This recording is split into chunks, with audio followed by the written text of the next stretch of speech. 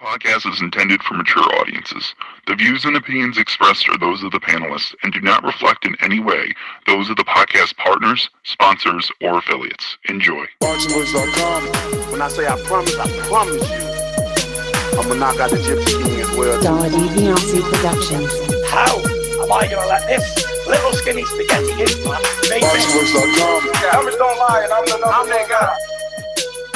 I'm the dog with the business. When I stepped on the scene, I said I wanted this road. I said I wanted that road. ThaBoxingvoice.com. You know, so I'm still on the mission. I'm gonna chase his ass all the way up there. I told him it's an easy fight to make. Some of them like it, some of them don't. ThaBoxingvoice.com. Good morning, TBV. And I see all you little fucks in the chat wondering if I'm back. Well, here I am. Yes, sir. Yes, sir. We're back Monday morning. We got another podcast for you. It is TBV in the morning. Hashtag TBV podcast, wherever hashtags are used. And you know the number to call in and bring that heat. Where you been at? It's been a week. I ain't hear on none of that bullshit, none of that UK crying. So, number to call in, 1-425-569-5241. Press 1 one time to voice your opinion right here on the Voice of the People hotline. What are we talking about today? Tyson Fury doubling down. Little dirty double dipper him. Now he wants to make deals with BT Sports and ESPN. And I don't know. But some are wondering whether or not this fight is going to take a little longer now to get together, a little more difficult to make. We'll see. We'll see. A lot of details, a lot of audio. BT had a press conference to officially announce Tyson Fury signing with Bob Arum's ESPN and Top Rank Boxing in a multi-year agreement. What does this mean for the heavyweight rematch that we wanted? Is Wilder and the fight versus Wilder dead? Is Wilder back to fighting the whoever's of the division? Does this make Tyson Fury the A-side the way that he and Frank Warren believe that they deserve 50-50 versus Anthony Joshua, that they have the premier American network? I ask you, do they? Is ESPN bigger than Showtime? Is it bigger than HBO? But they're gone and forgotten. Are they bigger than Fox? What does this mean for this heavyweight fight? Good thing or bad thing? Narratives coming soon. What's up, ladies and gentlemen? I'm glad to be back. What's up? What's up? What's up? Let's get on now to our many co-hosts hailing from around the globe. And this time, for the first time in TBV history, we might have two UK hosts on at the same time. As you know, Jack, he's no longer under the trial period. He is the truth because that is what his name is. He's the fucking truth. But we're going to try another guy similar to Jack's name. I don't know. Maybe because they got the same spelling, they might be, both good. Who knows? One is Akan, the other one Akin. I don't even know how to pronounce these things. That's you UK guys over there. But we're going to get it on now. We're going to get this thing. So I know y'all miss me. Don't be hating. Y'all miss me. ThaBoxingvoice.com. I've been doing this. I ain't been up and fell off. I've been through the Lennox Lewis era, the Nassim Hamed era, the Sugar Shane Moses era, the Oscar De La Hoya era, Marquez Hunter era. I've been through all the eras, and I still been telling you. You do too much talking. The thing is this. People want their subjective preferences to be the objective reality. HBO needs to fire you. You don't know shit about ThaBoxingvoice.com. Good morning. Good morning. All right. So just like everyone else did, they woke up hopefully seeing an announcement of a fight, and then instead we got a platform announcement. Pretty interesting, the fact that Tyson Fury is now with ESPN. Maybe it wasn't so surprising because BT and ESPN have been doing their thing for a while, but we've always had HBO versus Showtime. We always had Sky Sports versus BT. Now we got IFTV versus Sky Sports versus BT, and now we got ESPN versus Showtime versus DAZN. So this is the new era. We got heavyweights on every single platform. They all feel entitled to their wants and needs. And the fans itself, did we just get burnt on this? Are we going to get the fights? Does this mean like we're just like jumping the gun, or it is what it is. Tyson Fury and Wilder is probably not going to happen. And here we go. But let me pass the ball to my other co-host, Mario. It's me, Mario. What is up? What is up? Ness is back. Man, I'm so glad, Ness, you set that alarm. Finally woke up. Man, 4 days sleeping. That's crazy, brother. I thought you were Mike over there. But I'm glad you're up from your hiatus. Perfect day to be back. Big news. I thought you missed the big news last week with AJ.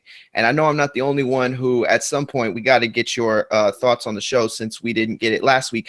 But this is just big enough news where, I mean, there might not be any room for anything else other than talking about this, because as both Ness and Ron laid out, tons of questions. We all saw the announcement. No one thought that this was going to be the announcement. Just like Ron said, we all thought we knew what was coming, and swerve, that did not happen at all.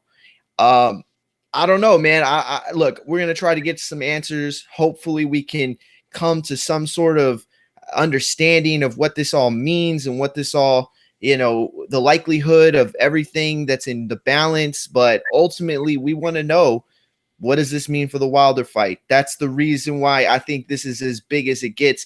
But that said, there are some long-term ramifications for this announcement. And we're going to chop that up. We're going to break that all down. ESPN, Tyson Fury. We'll see how it goes. Hey, Jack. I'm Dante Wilder, bomb, Alabama power, baby. WBC heavyweight champ of the world.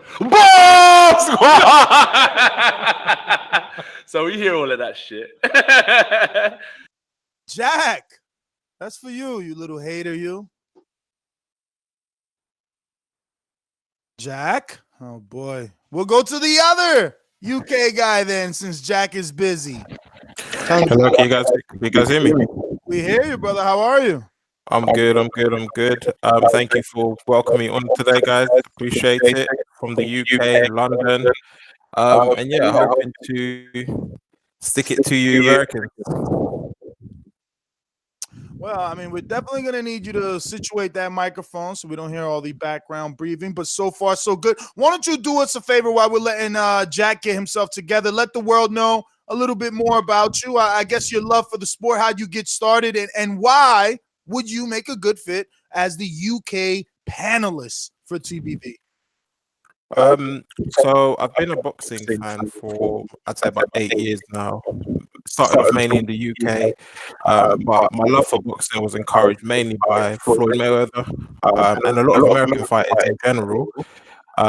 Started following ThaBoxingvoice a couple of years ago, and it's just like no other podcast out there, no other live show can compare to it. So I just thought, you know what, it's time for me to see if I can, stand up for the UK fighters out here.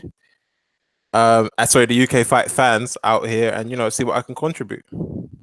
All right, so see if you can't get that mic together in the background. Maybe you got to turn it down just a little bit. People are telling you to sort it out, and we'll go back to Jack. Are you ready, Jack? Jack is not the truth. Jack. All right. Well, then let's just get into it. Jack's busy. Any audio we should play, I guess, to bring people up to speed who haven't watched the BT press conference and let them know officially what's going on and how, as Mario says, what sort of ramifications this announcement is going to have. Jack? I'm here. Jack, Sorry about that. Sorry. Can you hear me? We hear you. We hear you now. I apologize. I was trying to decide on which computer to use, Anyway, excuses over. What's good, people? What's good? Yeah. I've been saying that Wilder is going to he's going to end up holding his nuts, and looks like that's what's unfolding. I can't wait to chop it up. Let's see what happens. So is that the general, I guess, feeling for everyone, that Wilder's shit out of luck here?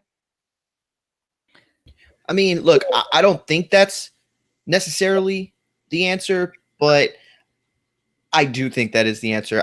Look, he's shit out of luck for a couple reasons. One, anytime you introduce a promoter or a network to a set of negotiations, especially at this stage in the game, nothing good can come from it. I really don't believe. The only way that this is going to work out for Wilder and Fury to happen and for us fans is if Wilder's camp had some sort of rumblings and knowledge. I mean, this is why it took so long. This is what was going on. We all wondered what was going on. I'll stop you there, Ron. If you can maybe in the background get some audio. I know they already put it in the pre-pro. Mario, what I'll tell you from the press conference, Frank Warren himself says Wilder's going to see this and they're going to be shocked. They're just hearing this news. So I don't think the Team Wilder knew. Yeah, that I agree 100%. I don't think they knew. The only way, like I said, the only way it worked is if they did. I don't think they did. But Wilder's team had to have wondered what was going on. We heard Frank in the back nest, and you actually said it, because even though Mike was giving me credit in the pre-pro, you had actually said it a while back. What if Fury is, double down, trying to double down on some other sort of deal? And that's exactly what was going on. And we got that from Frank Warren himself. When he would not give specifics, all he would say is that they didn't want to be treated like a minority. They didn't want to be treated like the B-side. They didn't want to be treated like they were in the first fight. And if you look at the words that Fury used in the presser, because I only got to see a little bit of it, but I got to see the very beginning. Basically, Tyson Fury said, "You're not going to rip me off again." That's what he said to Wilder. He yelled it at him. "You're not going to rip me off again." I heard him say those same words myself. A lot of interesting audio released today in this very early press conference. Monumental deal for sure for BT Sports, or rather Frank Warren having his fighters viewed on BT Sports, a very large network in the UK, and then equally watched on the US on ESPN, which is considered one of the biggest, if not the biggest. Tyson Fury being added to that deal that seemed to be already in place. We were already getting most Frank Warren fights on the ESPN app. We just never got a key player like a Tyson Fury. Now, from what I received in the press release, Fury's UK rights belong to BT Sports. They did not explain or address U.S. rights. Obviously, one has to assume that now with this, union of Top Rank, ESPN, and BT Sports, that his U.S. rights will be there. Plus, his quote is, "Now I have a home." His Instagram post is, "My fight, I have a home in the U.S. on ESPN, and I have a home in the U.K. on BT." So does this mean, in your guys' opinion, that this fight, the rematch with Wilder, does this mean it has to be on ESPN? And we heard multi-year deal. We heard them mentioning, I heard Frank say specifically, "Well, we're not going to sit around and wait. Fury wants to fight." And Fury jumps in and says, "I'll fight next week." So I don't even think Wilder's next anymore. Go ahead, Ron. Ron, you're on mute. There we go. When you hear those type of words, you can't help but to think like, man, it's probably not going to happen next. There's probably a couple fights to kind of get him on ESPN a little bit. Just kind of like when he was first coming back and they had his fights on BT before he got the Deontay Wilder fight. There's a lot of speculation too, the fact that since he's now with ESPN and these quote unquote purse bids are floating around, that maybe this is also another thing that might go there, considering the fact that Tyson Fury is with ESPN. Bob Arum's been extremely aggressive. Is this going to be a purse bid war if it does get down to it? Who knows? But it's probably not leaning that Deontay Wilder's fight is going to happen next, which is going to lead to this heavyweight division to be kind of like 1 minute very clear in what's going to happen to now. I don't know what on earth is going to go on now. I have no idea. Yeah, look, I'll tell you this. Okay, at the end of the day, what we do know for sure is that one of these fighters between Fury and Wilder is committed to a network, and that is Fury with ESPN. I think for those simple facts, they're going to try to use that in the negotiations to say, yes, the fight has to be on ESPN. It has to be on ESPN. We have a deal with ESPN. They have, they bring this to the table. They bring XYZ to the table. Wilder's always said that he is not signed with Showtime, but he is very committed to Showtime. We're going to see just how far his commitment goes with this fight. I would use the word loyalty. I think that's what loyalty. Yes, I'm sorry. Loyalty is a better word. But what about any of these UK guys? What do you think this means for the Wilder Fury fight? Do we get the rematch next, or do we see Fury tune up in America? Well, I think first of all, it's going to expose a lot of people who have put themselves into the corner. I'm talking about WBC, because they've mandated this fight, so that means the fight has to happen next. But if they've mandated the fight and given an extension on the basis that the both camps are close to an agreement, and Fury's gone and pulled this, he's essentially tugged the rug out from underneath Wilder's feet. He's been caught, he's been blindsided by this. What's going to happen? It has to go to a purse bid, because Wilder camp are going to say, look, we're no longer close to an agreement. It has to go to the purse bid. Are they going to want to go up to a purse bid against ESPN and the finances that they have? I feel that that's the only saving grace, the fact that it's been mandated, and whether the WBC will actually have the authority to mandate a voluntary rematch. We're going to see a lot of people, whether a lot of people are credible or not. I think the big problematic thing is just going to go down now. It's because obviously Showtime wants to invest into pay-per-view. ESPN is showing interest there with Crawford and Khan. They're both going to want the fight, let alone want the fight on pay-per-view. Oh boy, I just don't like where this is going. And as a boxing fan, like, you can root for Anthony Joshua, you can root for Tyson Fury or Wilder. I think the boxing fans itself are the ones that are all across the board. It's just like, like, you know. But what does this say? What does this say? Sorry, what does this say about Fury's character and everything that the British fans have been alluding to up until the build-up, when Eddie Hearn was coming and offering Deontay Wilder contracts, and he wasn't even hang on, wait a second. He wasn't even acknowledging them. He placed all these eggs in the Fury basket, and now Fury has gone and done something like this. He's gone and signed up his own deal, wants to be his own pay-per-view star in America. What does that say about his character? What does that say about negotiating with Wilder? Because if the fight doesn't happen, what happens with Wilder next? Who does he fight? He's alienated everyone else. He's now become the B-side to two UK champions. He's got plenty of options, and you can't say that he's alienated himself. Every heavyweight has alienated themselves. Every top heavyweight, okay? By having a US and a UK provider or distributor, you've alienated yourself. You've added a ginormous hurdle in negotiations. And AJ has that with DAZN. Wilder has that with Showtime and ITV. And now Fury has that with BT and ESPN. I think that all we're seeing happen is Fury leveling up to where all the other top heavyweights were at. You're seeing it from a different perspective because it's natural to you. You're an AJ protector, but I love having you here. See, I, on the other hand, at the end of the title said, or is it a good thing? And I allowed all of you to go, but I'm still going to let a con go before I floor you with the good news. You're not flooring nobody, bruv.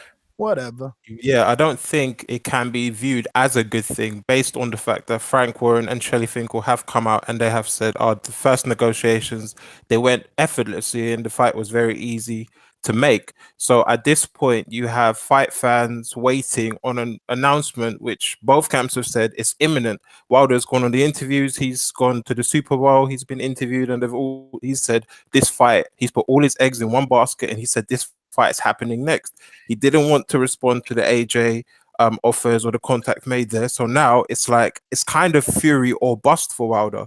It is. You have to look at it from that point of view.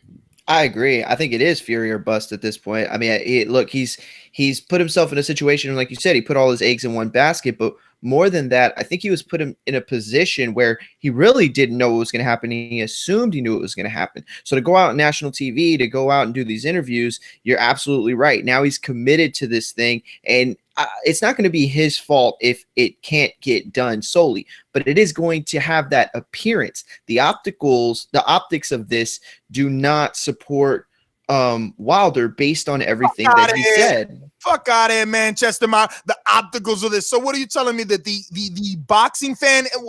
You're telling me the boxing fan is blind, that they can't see Tyson just signed to a promoter who we already know has made it difficult to work with Al Heyman in the past, has gone as far as publicly to say he doesn't exist, even after making the biggest fight in boxing till date with Mayweather Pacquiao. But this is somehow in your fucking mind Wilder's fault, and optically it looks bad for Wilder. I think the optics are there. I think that at the end of the day, when you look at it, if Wilder is the A side that he truly says he is, and if he believes that, then it's up to him to get this fight done. At this point, one man stalled the fight. Both men said that it was easy to make. After one got knocked out and went to another dimension, it has been hard for him to make the fight. That knocked down. Is obvious, okay? And then what's even further is that they say, yeah, no, we need it. We need an extension, but the extension is to negotiate a deal with ESPN, backroom deals. That sounds to me like the optics do not support Tyson Fury, but I would expect that from someone who goes by Manchester Mario. But Inez, you saying that the optics don't support Tyson Fury, you have to remember that to the majority of the public, as much as you might disagree with this, Tyson Fury won the first fight. To the majority of boxing fans, Tyson Fury won that fight. So remember, you did previous shows, TBV did previous shows where the debate was, who needs this fight more, whether Wilder needs this fight more than Tyson Fury. And it's been agreed that Tyson Fury does hold all the cards, because he absolutely, but the game has changed. Tyson has allowed public perception to be swayed in Deontay's favor. It'll take a couple of hours, but the people will see now. The Max Kellermans of the world, the experts that get in front of ESPN, in front of the masses, they will say, now this fight has gotten difficult. Now it's a little more difficult to make, and they will explain to their audience and their readers, the Dan Rayfields of the world, Max Kellermans, the Steve Kims, the people that write day in, day out, will explain to the readers and listeners and viewers that by Tyson signing with Top Rank, it has definitely put a big hurdle in the fight. Will it get made? I absolutely believe it could still get made. I just don't know if it gets made next. When you sign a multi-year deal, and you're Bob Arum and Top Rank, you're thinking longevity. So how do you do this? You can't just sign a multi-year deal with Tyson Fury and then, offer Deontay, because remember, at the end of this title, I put good thing, because the good thing is this. You guys are crying over purse bid. For Deontay, that's a great thing. Who needs this fight more? It doesn't matter who needs it more, because the networks need it more. So either Fox, Showtime, or ESPN is going to win the purse bid. And guess what that means for Deontay and Tyson Fury? A bigger check. Guess what that means for Deontay Wilder and Tyson Fury? Bigger exposure on a bigger network, because it'll either land now on Fox pay-per-view after the success of Mikey Garcia and Errol Spence, or it will land on ESPN pay-per-view. Next, let me ask you a question. Win-win for both men. Unlike you, very fickle, bitter, sad boxing fans that seem to look at everything in a negative way. I think this is a wonderful thing. These men will receive more money, and it will get more exposure. The only issue I'm having is I feel a Top Rank diet coming on. I feel Bob Arum telling Frank Warren and Tyson Fury, we need to reintroduce you to the U.S. public. Let's get you in there with Kurbret Pulev, who's old. After him, we give you a young undefeated in Rivas. Then we revisit and renegotiate after you've showed that you're doing $3 million plus on ESPN. I rest my case. Now, real quick, Jack. Let me say this real quick, and I'll let you do. Just my overall statement from this whole thing that's going on is that, I feel like the public perception has swayed the decision for Tyson Fury to go and do his own thing. Now, in my honest opinion, even though I felt Tyson Fury won the fight, the objective thing is it was a draw. It was on paper a draw, and it was unsettled finished business. So at that point, the big thing that concerns me is, regardless if Tyson Fury doesn't make the fight with Deontay Wilder, the next fight with Tyson Fury is not going to provide, the level of opposition that I feel is going to be top heavyweight, level. So there's a problem there that if Tyson Fury goes with ESPN and doesn't fight like a well-known name or a fighter that we all agree that should be in contentions of his level, then it's a problem, because now we're just sitting there going, what is the purpose of this fight? We got a clear rematch right here that unfortunately can't be made, and now we're going to suffer and watch fights that we don't want to see. And as boxing fans overall, regardless of who you root for or who you thought won, is unfortunate because we're not going to get the fights we attended as boxing fans. And this is problematic. And that's what these networks and switching around and all that stuff has created more road bumps, regardless of whose fault or whose side, is bad for heavyweight boxing when it just got on fire. You know what I mean? But go ahead, Jack. Jack? Look, I think that while Jack gets his stuff together, there you go, Jack. Ness, you said it's a good thing, but it's not a good thing for your guy. And let's be honest, because how is it not? Let me explain. I'm going to ask you a question. You don't need to explain. Who's on the Let me ask you a question. Who's on the upside of a first bid? Let me talk. Let me on the upside of a first bid? You said you don't think the fight is going to happen. Champion Ron, since he doesn't want to answer the question, who receives more on the split on the purse bid? The champion or the fucking challenger? It doesn't matter. That's not what I'm alluding to. Listen. Let me. Why are you scared of? Why are you scared of the question? Why are you scared of the question? Yeah, I'm just showing. Okay, I'm just going off what you just said. Now you said you don't think the fight gets made next. If the fight doesn't get made next, what does Wilder do next? Wilder's built himself up to be a pay-per-view star. Does he go back to regular TV and start fighting janitors again? So let me ask you a question: has every U.S. pay-per-view fighter, right? Like, meaning exactly what Wilder done. When Bradley did his first pay-per-view, did his next fight, was it on pay-per-view? Or what about Marquez when he did his first? Was his next on pay-per-view? Like, so that's why it's not a good look for him. You're agreeing that he goes back to sports. Excuse me, why are you putting an unrealistic standard on a fighter? What is the unrealistic standard? Please elaborate. Okay, I just said, where is the history of pay-per-view fighters after their first fight never once going back to fucking... I mean, Canelo was on regular TV, for God's sake. Stop it, bro. You sound crazy. No, we've been doing consistent shows about Wilder is now a pay-per-view star and he has so many options. If he doesn't fight Fury next, he has options. He can still have pay-per-view fights. Name them. Name the next pay-per-view fight for Fury. Being a pay-per-view star doesn't mean every fight has to be on pay-per-view. But if we're being consistent, you name the next pay-per-view fight for Wilder. But if you want me to give you some Wilder pay-per-view options, I can. Yes, please. Okay. The logic first one obviously is Fury. Second logical one is Luis Ortiz and or Dillian White. Yes, they're both fighting. Yes, they're both fighting. He's fighting in Brazil. Again, so what are you saying? That I'm asking what's next for him. Jack, real quick, to be fair, the Brazil fight isn't tied up.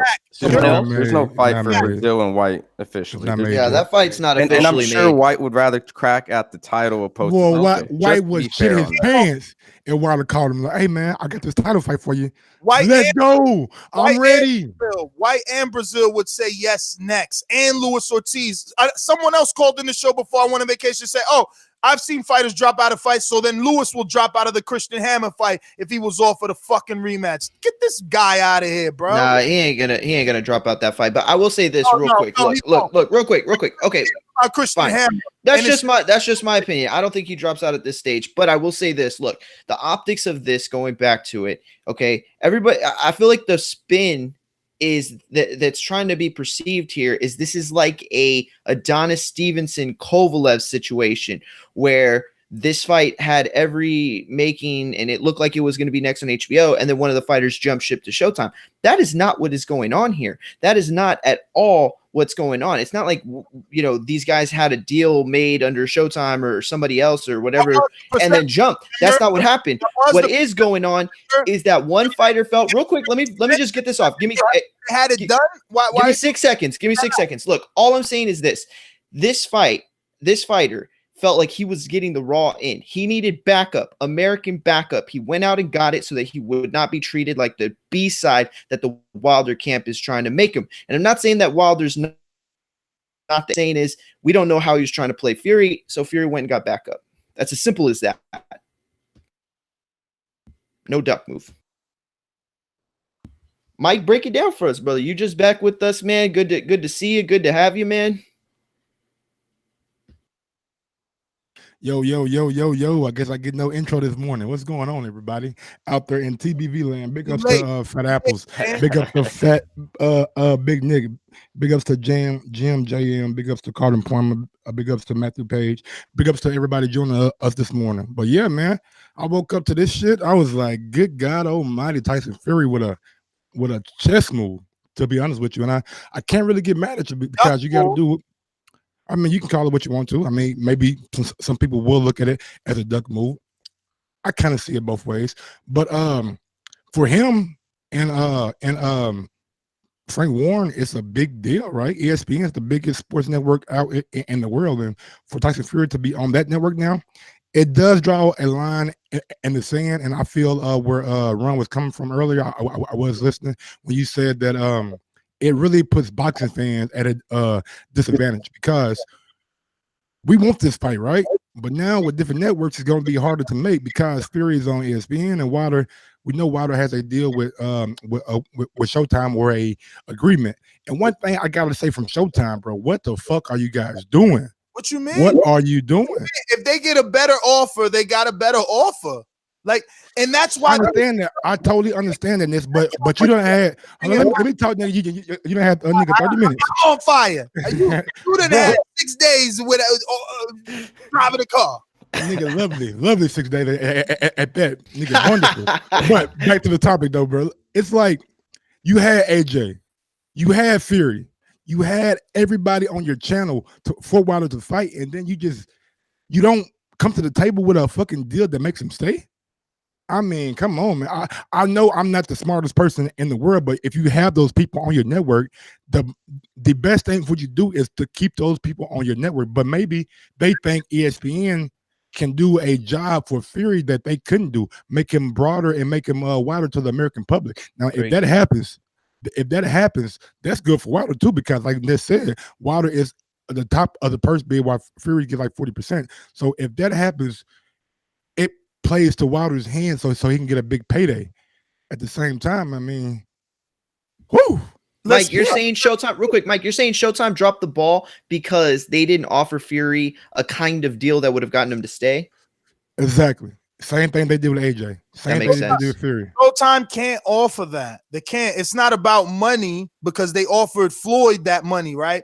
You see, it's about a fighter and what they want. Floyd was already Floyd Mayweather status, so Showtime only had to offer him the bag. It's not about that for AJ and Fury. They're from another country.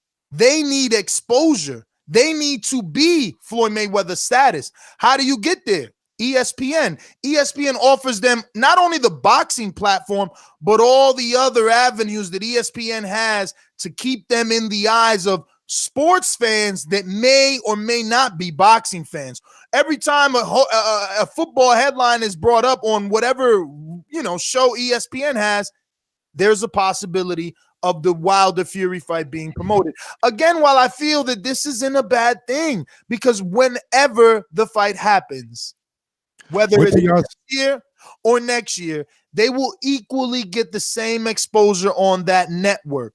The same way that Floyd Mayweather and Manny Pacquiao was on that network being promoted, the same way that Wilder and Fury were both on that network being promoted, it's not going to be any different. If anything, it'll be magnified because Fury is an ESPN fighter. But you can't talk about one guy without the other.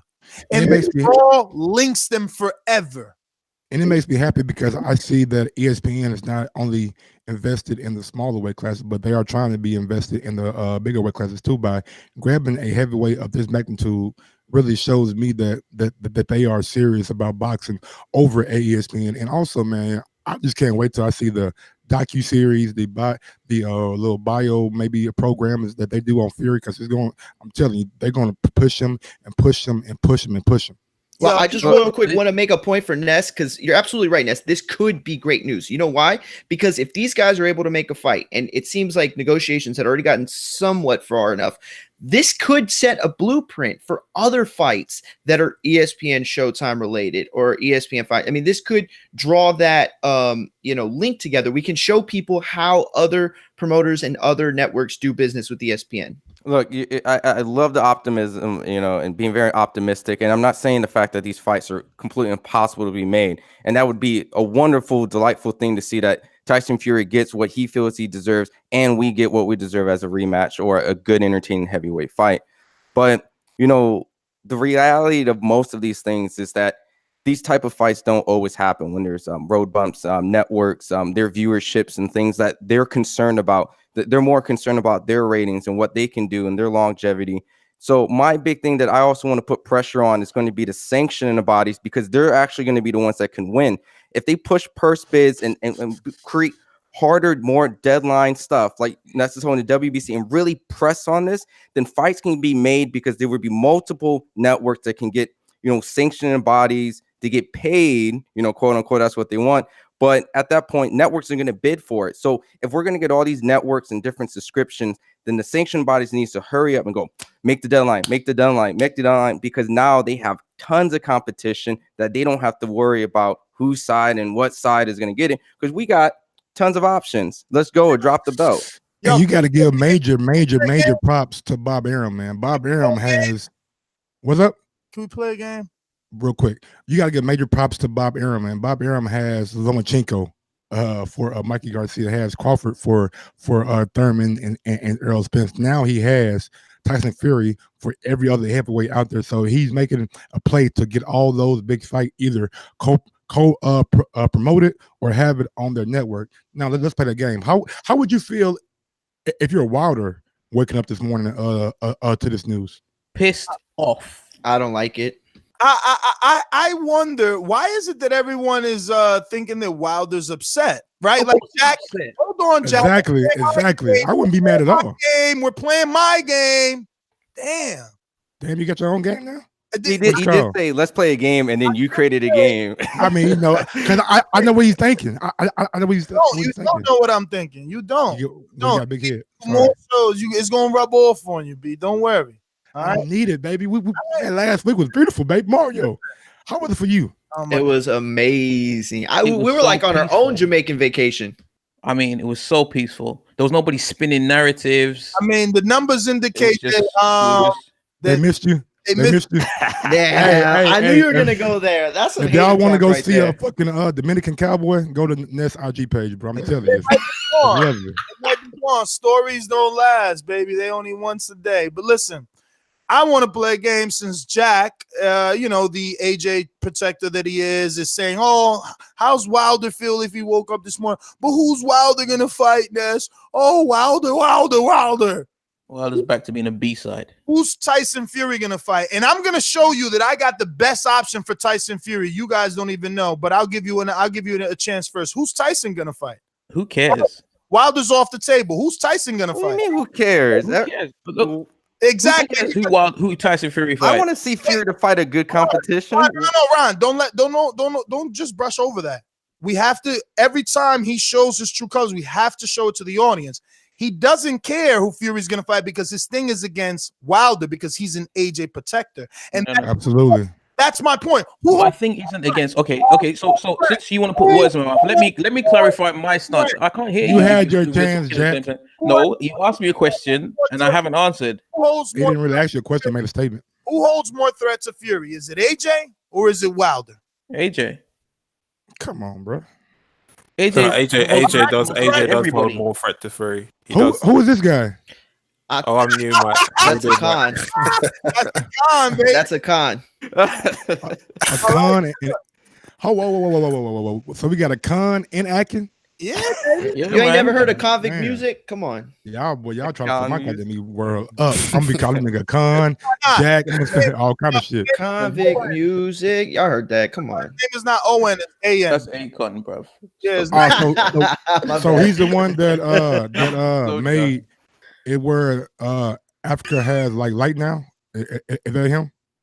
I have no clue what you do. You know, I don't watch any news other than Mike. If you wake up on time, you'd find out what everything is going on. Stop asking questions on air. Jack, who are you again? Go back to bed. Who are you, Jack? Go back to bed. Who are you again? Wait. Take control, please, gentlemen. Jack already said AJ holds more threat. Jack is a liar. Akan also said that AJ holds more threat. Manchester Mario, I'm assuming you're going to say AJ? I agree because he's the unknown factor. You know, Fury knows what he gets with Wilder, and you know, AJ holds something that he doesn't know, the unknown. That's always more dangerous. Mike's already said Wilder's more of a threat. Ron, who do you think is more of a threat? I'm sorry. What was the question? A threat? Bigger threat to Fury, Wilder or AJ? Yes. I mean, I would say AJ to a degree, just because of the fact that I felt Fury won the first fight, but not saying Wilder's not a threat because I want the rematch just as well. I wanted. I 100% agree with Ron. You feel AJ is the bigger threat? Just because it's unknown, you know. All right. So now, outside of that, who do you think Fury fights next? Not Wilder. The best fight for Fury, in my opinion, would be Joseph Parker. Can he get that? That's a good fight. Wait a minute. Can he get that realistically with all the business Joseph has been doing with Eddie Hearn, and Eddie Hearn linking Joseph to Derek Chisora? Derek Chisora now being trained to David Caldwell. Yeah, 100%. But then that fight, I think I saw something from a New Zealand promoter that does, I think, another channel, and he said that Joseph Parker's team has set a 24-hour deadline on that fight to get made with Chisora. Obviously, Joseph Parker is also promoted by Top Rank, so that fight could be done quite easily, in my opinion. And if I don't anything, think he's does promoted by Top Rank anymore. I think Dave Higgins. I think they handled his stuff. Yeah, and I then think that they had a option on him after Okay. Ruiz fight. Okay. I mean, okay. He has a not relationship, Ruiz, but Frank, and what's he the has a guy's relationship name? with Fury. So these things All are right, possible. Okay, well, my turn, right? Okay, Andy here's Ruiz, No. okay. Go ahead. I'm sorry. Let's entertain his. So he's saying Joseph Parker, guy coming off 2 losses and 1 tune-up. You guys like that for Fury? I mean, better than Safara and Stefari or whoever he fought. I mean, if I know Joseph Parker and that fight was offered to him, he'll take it. I think based on the heavyweights left, I think it's a good fight. That's the question. Do you like it? Is that decent for you? You like it? I would like to see Joseph Parker have one more like meaningful fight before he goes. Is that more relevant than AJ Miller? No, not to me. So it's under. It's under, yeah. But it's better than a lot of other things that could be made. So Mario, you wanted to now. Go ahead. Okay, I'm gonna say this. I don't mind him. I'm not going to give a specific opponent. All I'm going to remind everybody is this. I don't mind him taking a lesser opponent. Nobody wanted him to take Wilder in his entire camp. This is a guy who's still coming back. I know that y'all don't like that narrative. I know that a lot of people don't agree with me, but I don't have a problem with him fighting lesser competition at this point. And guess what? I don't have a problem with Wilder fighting lesser competition. He fought a murderer's row of fighters. If anyone in the heavyweight division deserves a break on competition, it is that man. He don't want it. I'm gonna go with Dominic Brazil for Fury. Yeah, for Fury. They're gonna offer. I don't like that fight. They're gonna offer him money, and he's gonna cross the street to ESPN. Good one. I mean, he's not a sarcastic. I'm not being sarcastic. No. Me either. I'm just saying, like, my position is he's not a headline fighter for PBC, so he's always kind of on a undercard. So if Fury was able to offer him a headline spot, and he also number 1 in the WBC, he'll be a fool not to take it. So to be clear, Jack, you don't want to give your Fury route because you don't care. I don't, because Fury. Listen, wait. Let me clarify. It doesn't have to be a long speech. Fury is not an entertaining fighter. He's not a pay-per-view star. Nobody is interested in who he fights. We like what he's accomplished, but Eddie Hearn says it all the time. Have you ever seen him in an interesting fight? That's your opinion, Jack.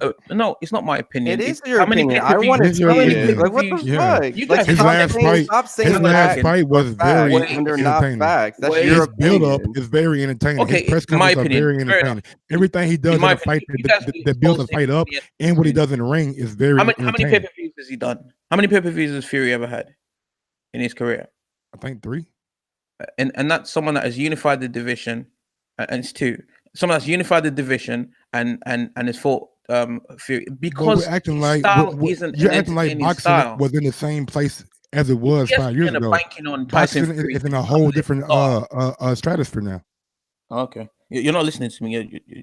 Because you're making points that are fucking idiotic. No, it's idiotic to you if you don't listen to the whole point. Anything will sound idiotic if you don't listen through, Mike. That's why you're supposed to listen to me first. Bro, you're making statements, though. You're making blatant statements. You're saying Fury is boring. You're the only person that thinks that on this panel. Everybody's been saying that. I didn't say that. Eddie Hearn said it. Eddie Hearn says Tyson Fury is boring. So everything Eddie Hearn says is fucking law now.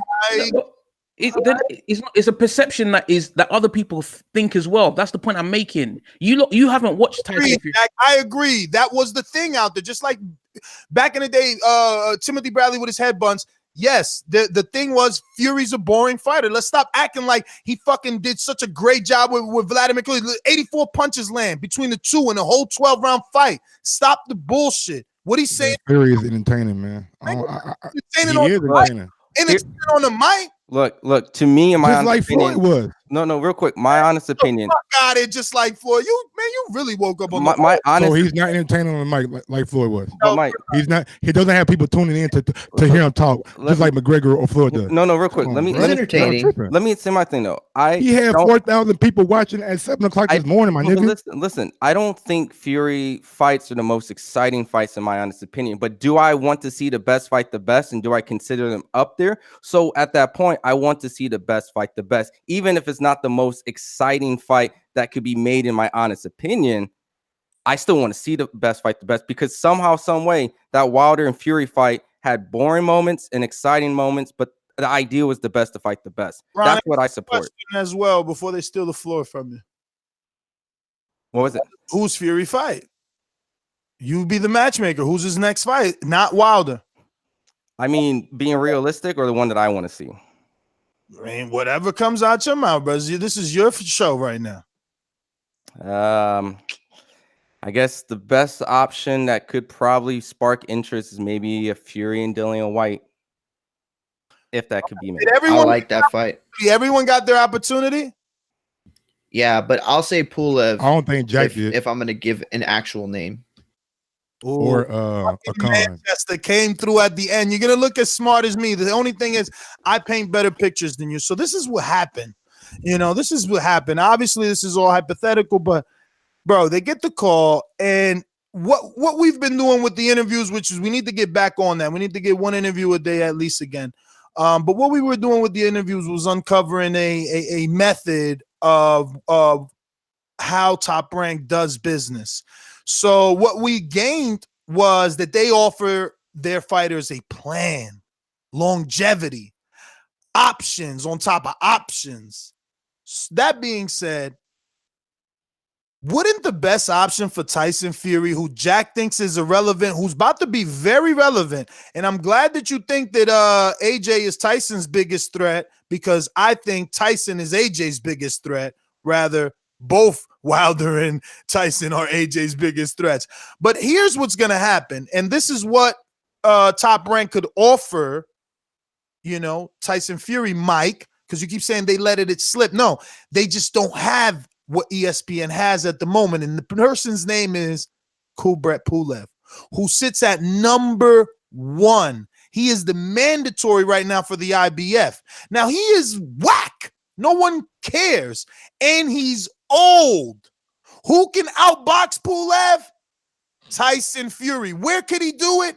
Live on ESPN in front of everybody and become the mandatory. And guess who's got the wallets to go big dog with DAZN? Since DAZN want to act like they is ESPN, they're going to have to play big dog with ESPN, because when it comes down to it, purse bid's going to happen. And guess where ESPN is going to be having Tyson Fury versus AJ? That's right, on ESP fucking N, not on DAZN. And that is why they went that way, because with Wilder, it don't make no sense.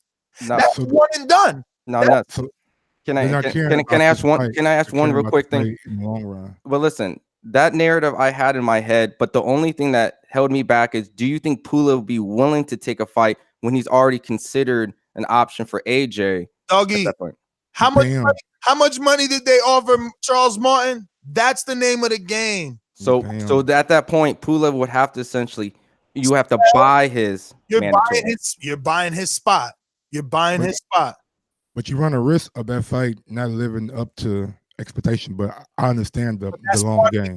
And let me tell you, I don't know if there'd be real expectations. That is the risk. That is the risk that as Team Fury you run in not running the Wilder fight back.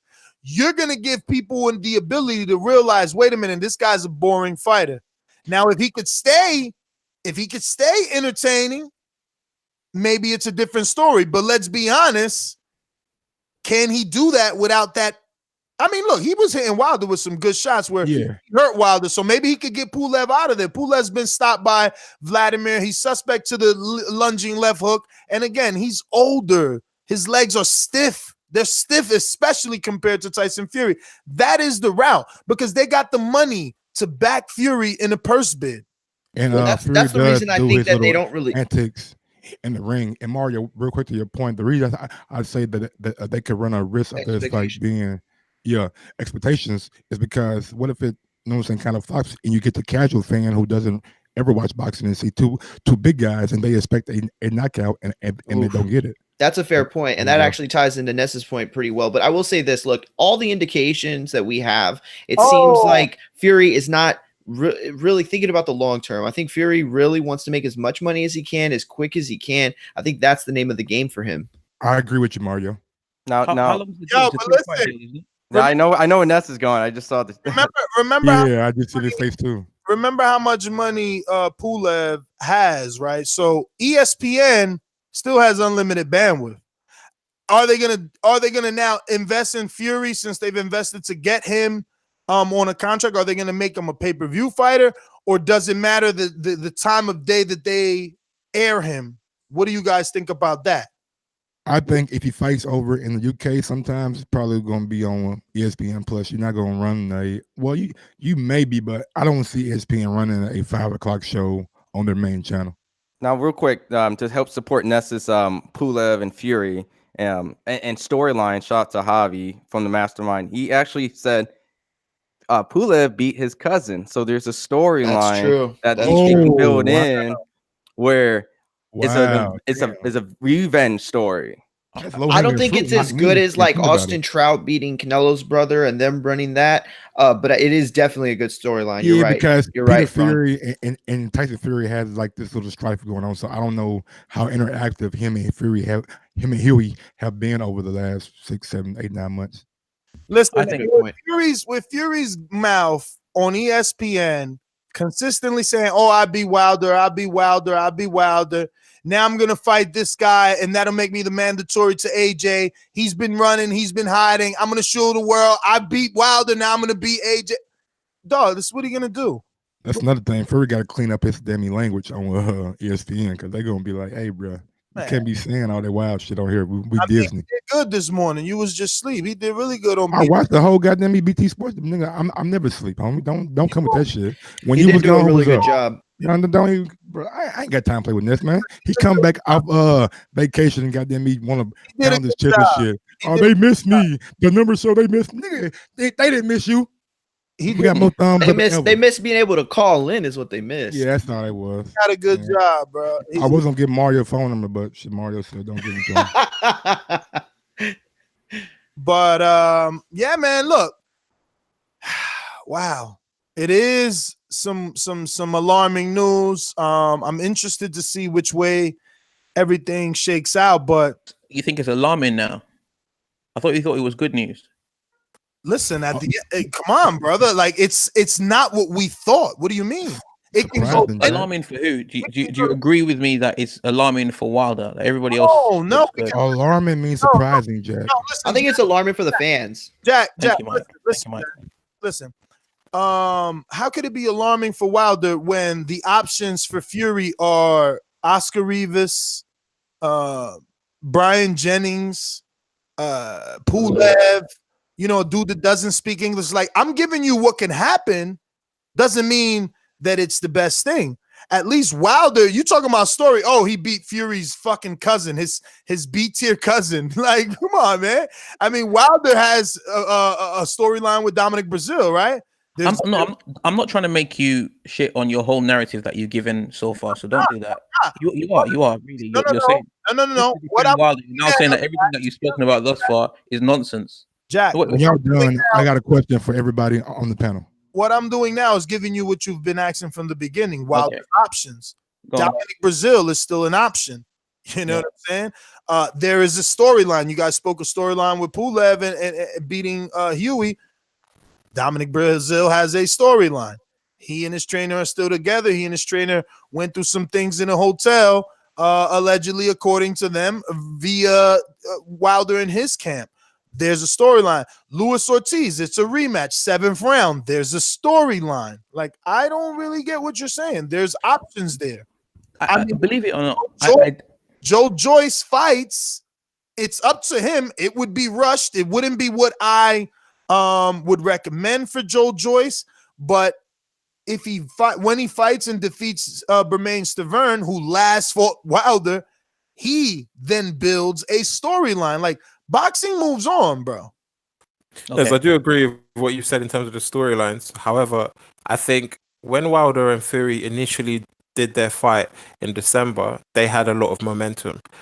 I believe with this news now, their momentum is essentially dying. Wilder needs Fury. Fury, in my opinion, also needs Wilder. But then you've got one guy that's coming from the UK that's looking to sell out Madison Square Garden, who the press and everyone has said, oh, he's losing fans. The fans are turning on him. He's gaining that momentum that Wilder has worked so hard for. So it can't be a great thing for Wilder You can't and Fury. gain the momentum when the majority of the fans buying tickets are people from Europe. No. That's another thing that's wrong. What are you gauging it by? What are you gauging it by? This news broke today, and you're saying that AJ's gaining momentum off of this. Okay, explain. Oh no. AJ's gained momentum the day that the pre-sale tickets went on sale. That's the day that he gained momentum. If those pre-sale numbers hadn't, let me explain to you what I'm trying to say about that. I'm so glad you're happy because I know Jack's also. No, I'm not even happy. It's not about being happy. Let him explain. What I'm trying to explain to you is that had those numbers not done well, every single channel and every news outlet would have been mentioning it. But because they've done so well, people don't really seem to, it's not being blown up. He's gained momentum. Whether you think, Mike, that 13,000 Brits are flying out there and are buying all the tickets, or the tickets are on StubHub or whatever, when this show goes on and they put on a spectacle, you can't then tell me that they're all on the same level in terms of momentum. Wilder and Fury had a momentum. Everyone was talking about this fight. Everyone's talking about how Fury got up in the 12th round. Now the fight's not looking to happen. The fight's most likely not going to happen next. So the momentum in terms of the top 3 heavyweights has to be with AJ, and that can't be good news for Wilder or Fury.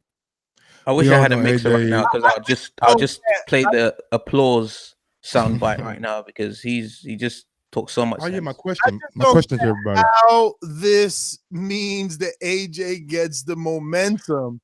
They're just saying because of the pre-sale tickets. You know what I'm saying? I mean, He's gonna get momentum simply by having a fight scheduled. Like, bottom line. Thank you. That's the main point. I'm trying to say to you that at one point we were in a position where the shows that TBV were doing were literally all about no fights are being announced. We need an announcement. Well, out of the top 3 heavyweights, one's not only announced his fight, but he's released tickets that go on general sale tomorrow, and he's doing a press conference with Big Baby Miller tomorrow in New York. So in terms of momentum, you have to say that the momentum right now lies with AJ. No one seems to, after this news from Fury, brother, how could you say that? That's my point. How could you say that? Tyson Fury just announced that he signed a multi-year deal with the biggest sports network in America, brother. No. In the world. Google, listen. You're not understanding. Yo, we can't all talk. If you fucking go to Alexa.com and put in ESPN, they are like number 16 in the world, okay? If there's a trillion fucking websites, they are number 16. How the fuck you talking about AJ versus Miller stole momentum? Miller ain't beat nobody in the top 10, okay? God bless his soul. He beat no one in the top 10. Tyson Fury stole the momentum in the heavyweight division. What don't you understand? What are you not understanding? You're wrong.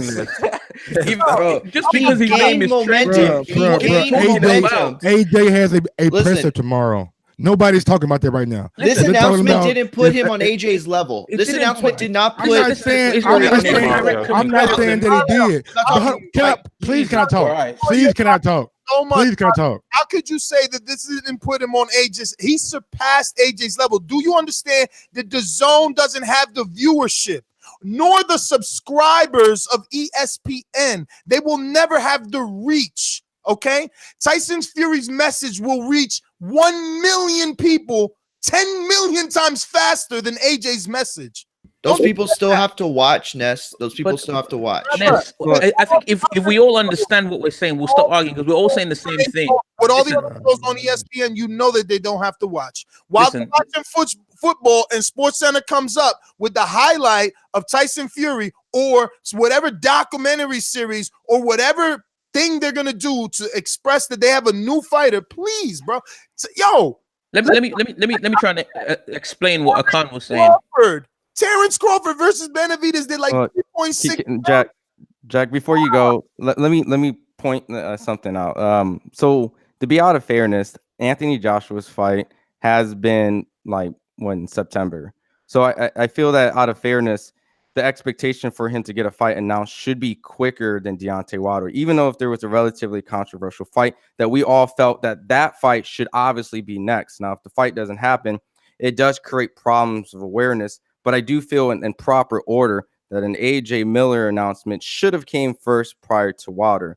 Now, to the ESPN comment, I don't think it's truly a debate. It's obviously still subjective, but I think ESPN alone has a way bigger reach than DAZN because when I talk to casuals, they all seem to know Crawford and Lomachenko, but I struggle to still have conversation with Anthony Joshua with U.S. casual fans. So listen, shout out to Mastermind Rick, who says that the 30-30 for Fury's probably already in the making. You guys just don't get it, man. No, I think you're just missing what we're saying. You guys would know about ESPN and everything. Ness, you guys know about ESPN. You guys know about ESPN more than we do. Listen, it's not an argument. Stop being so defensive. Listen, you guys will know about all that. What Akan is saying is that the Wilder Fury fight, the second fight, had all the momentum based off the performance of the second one. And what this announcement from Fury has done is deflate that momentum. So Fury has made a big move, which puts that fight in jeopardy. So that momentum that they have now is deflated. It's not. You are assuming. Who's to say that they don't have a deal in place? Who's to say that they haven't already agreed to fight on fucking ESPN? You've just done a show talking about how you don't think the fight is next. Make up your mind. Hey, I don't, Jack. But exactly. So that's what we're talking about, isn't it? We're talking about something that you don't think will happen. So if you're allowed to assume, the rest of the world can't assume. Are we the end all be all? What are you talking about, Ness? We're all speculating right now, and you were suggesting. Hang on, we're all speculating, and we're talking about momentum, which is subjective as well. We're saying that the potential for a Wilder Fury fight 2, the momentum has been removed from that based on the move that Fury has just done now. That's all he's saying, Jack. And that's what Akan has just said. But again, no one on this panel has yet to say besides me. What if a deal's in place? What if everybody knows already? What if the fight's happening on ESPN? Why can't they agree? Why? Frank Warren said that that Fury doesn't know, that Wilder doesn't know that this announcement was made. So we know for sure that there isn't a fight in place. But let me play the other side, Jack. But why do you assume that it won't happen? Jack, let me play the other side. In a sense of the momentum, technically Deontay is not like signed with anyone. He's his own entity, which caused problems why Anthony Joshua, fans have criticized for Deontay Wilder not being able to jump off the network because they know Anthony Joshua has obligations to his networks. At this point, to me, it seems extremely unlikely, but it is very possible that if Deontay Wilder decides to make the move and they do work out a deal and he fights on ESPN, I think the momentum alone right there would be considered extremely crazy, because if you get a rematch on what essentially seems to be the bigger platform, and if they did that and got the attention, it was like, all right, I'm gonna do that one power move, I'm gonna make this that I'm gonna essentially take the B side somewhat role because I'm leaving my home network. That would be one of the craziest things in boxing, and that would leave a standard that boxing fans should hold at that point, because now you're seeing guys do that. But to me, it seems unlikely, but it's possible. And it's not. It's just announced today. But what I was trying to say to you? What seems unlikely, that Wilder will go to another network? It just seems like it, considering the fact of his loyalty and allegiance of him being on Showtime. But that's out of assumption. Hold on, let's not forget. You see, because we're fickle as boxing fans. Let's not forget that before this Tyson Fury fight, he was going to fight on Sky Sports. Or did you guys forget? Did you forget? Oh, okay. Wait, what did you say? Before the Fury fight, he was scheduled to fight on Sky Sports, not his network. It was going to be in the UK, right? The offer from Anthony Joshua, flat fees, were both in the UK. Everything was in the UK. It was, Sky Sports. Yeah, but how does that inhibit his being his deal relationship with Showtime? You also have a U.S. broadcaster. You would still have a U.S. broadcaster. You would have a U.S. broadcaster. You don't know who that would be. Exactly. And in September, right? Anthony Joshua's only fight in September took place on what platform? DAZN. DAZN. And they have first refusal. Excuse me. And because the narrative it's never once been Anthony signed to DAZN and he ducked the Wilder fight. We have to assume that the offer from Wilder and AJ, Eddie and AJ was for Sky Sports on the UK, DAZN in the US. Why wouldn't you have to assume? Why wouldn't we assume that when the next fight was on DAZN versus Povetkin? What are you talking about, Jack? And we don't see any other fights from DAZN, from AJ on Showtime anymore. Well, it's been reported, Nez, that AJ doesn't actually have a fixed contract with DAZN. DAZN is actually a fight. It's a fight-by-fight deal. It's a fight-by-fight deal. One-fight deal. He also had a one-fight deal. But guess what one fight that was? The same September date Wilder had. Why are we ignoring that? I'm not ignoring it at all, Nez, but what you're not understanding with the original point. He had that one-fight deal that was only in place if he would have not fought Wilder? Yeah, but Nez, the whole point of what you didn't understand in terms of momentum, I wasn't talking about how ESPN is on the same level as DAZN. I'm talking about, as boxing fans, what they were looking forward to the most. I believe everyone was looking forward to the Fury and Wilder fight this year. It didn't seem like it wasn't going to happen. Off the last fight, in terms of that momentum heading into 2019, that was one fight you could say, yep, we're waiting for it to get announced. We didn't know that it was going to get a back step to where we are now, where Tyson Fury is going to ESPN. We're waiting to hear what Wilder is going to do, whether Wilder will, join him, or we didn't expect it to get to this point. That momentum, the excitement of the first, or the controversy, the long count when Fury got knocked down, we didn't expect all that momentum. You and your anxiety. It's what I'm telling you. It's just you and your anxiety. We do not know. We do not know what's going to happen. We're all assuming. Just because no one chose the option of Wilder and Fury still taking place doesn't mean that it's not going to happen. That's true, but hearing the promoter speak today and hearing Shelley Finkel come out and say yesterday or 2 days ago that the announcement isn't going to be made today, the only thing you can assume is what you hear from those that report that news. And the news coming from both parties right now is that a deal doesn't seem... There won't be an announcement. He said that today's announcement isn't for Wilder Fury. Let's not get it confused. Okay, no, 100%. But then what did Frank Warren say in the same interview, in an interview with BT Sport today? He didn't give you any confidence. Nothing that Frank Warren said today should give you any confidence that that fight's happening next. That's insinuating, though. Do we? No, but hold on. Do we think Frank Warren is kind of like pissed off because he wasn't able to get the Gail Eubank fight that he wanted to get on his platform? So maybe he's like trying to play the other side and like go with a bigger network with ESPN because Al really wasn't giving him all the fights on BT Sports. Circles, bro. We're going in circles. No, I'm just saying, like, all the PBC fights are not on BT Sports. They're on ITV. Brother, for you to believe that it's not more than money, it's ridiculous. This is all money. They said it on the video. Like, Tyson Fury said, I have a home now. You know what I mean? I can't get robbed anymore. Like, it's all about him feeling on the same level. And he wasn't. He didn't have a U.S. provider. Everyone else does. Let's stop overreacting. That's all. That's fair. But all we're trying to say is that there are now more obstacles in place to prevent this fight from happening than there weren't before this announcement. That's all we're saying. Okay. Of course. But again, that is you and your anxiety, because I can mention two bigger fights that took place with two different networks, and that happened. Why wouldn't this? That's all I have to do. You just said they were bigger fights. You just said Pulev would be next. You said ESPN are not going to sign him for that long for him to fight Wilder. That is my opinion. But have your anxiety as well. But Jack, have all my opinions been correct? None of them have been. Oh, shit, you made a lot of money, bro. If you know something about Top Rank, they do what Ness is saying. They're not just going to bring a fighter on their network and throw him to the wolves right away, Jack. I agree. He's going to get like a tune-up or something like that. Then come back and fight Exactly. And remember, again, with the overreacting, right? Because we have to keep in mind that there's still the purse bid.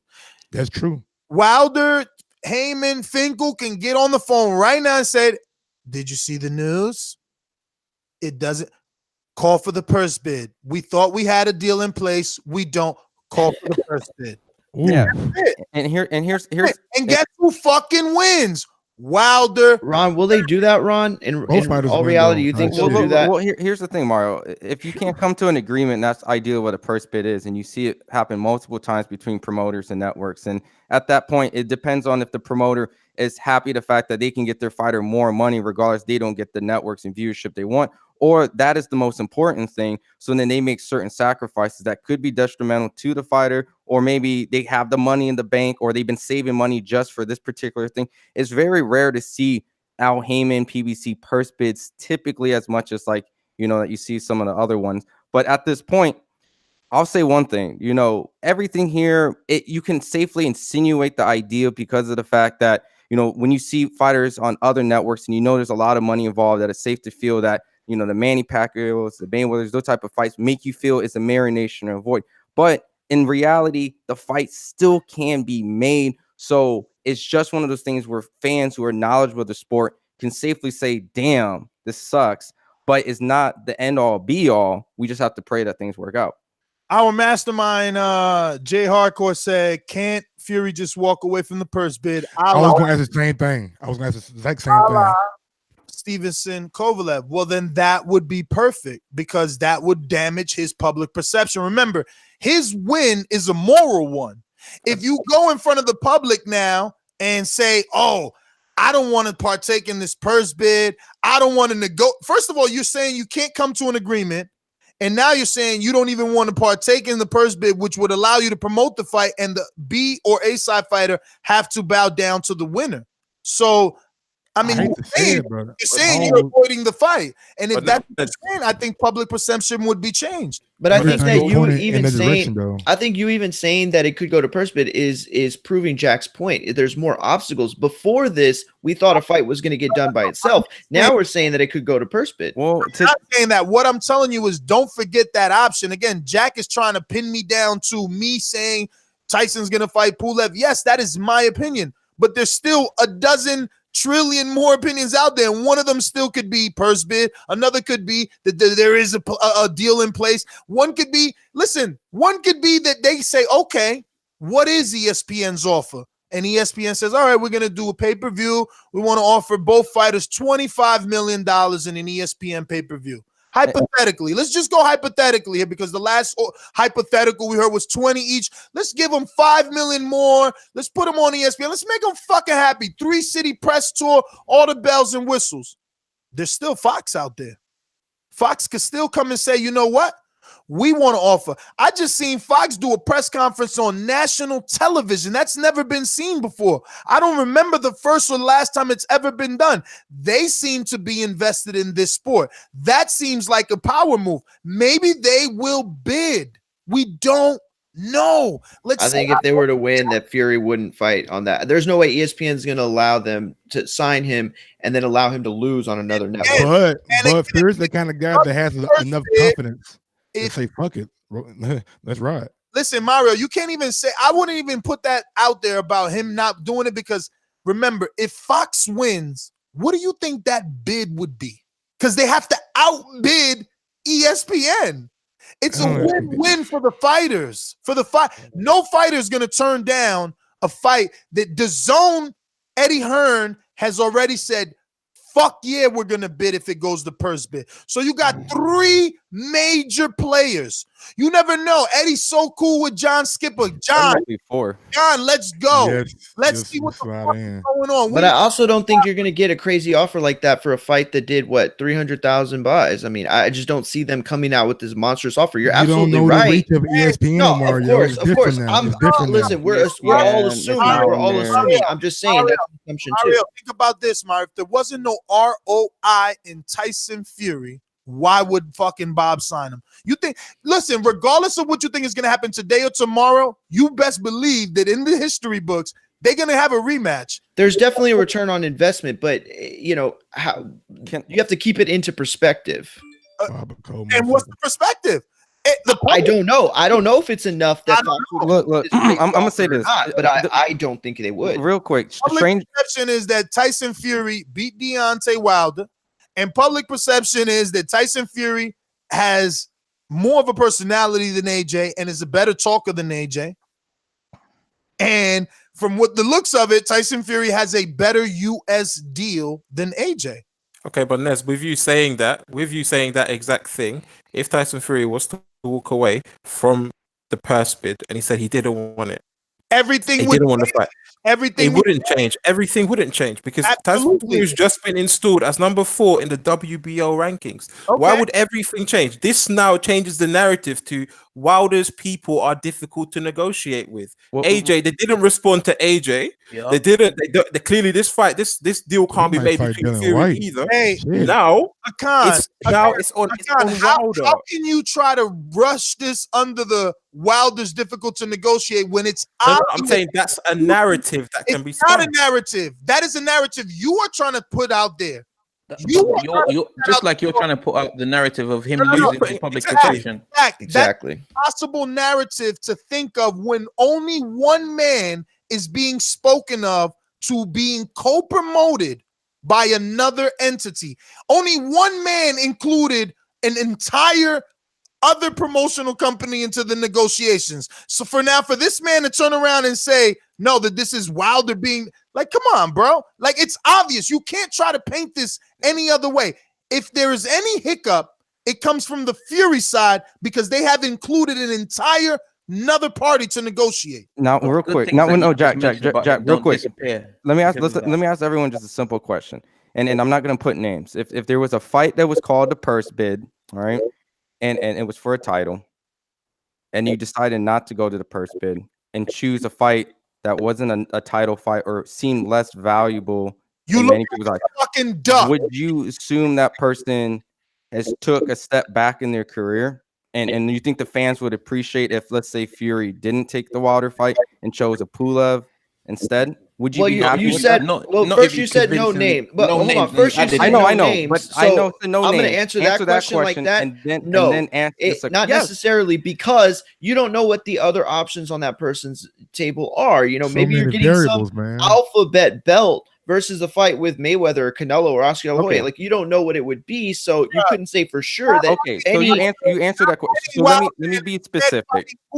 I did say no name. So not fighting Wilder next and fighting anyone is a duck if it's not AJ. But that's not what we're talking about. Ron's putting out a general question, which I think is a good one. No need to be general when we're talking about the heavyweight division. And I mean, for the sake of argument, what's the harm? No, real quick, Mario.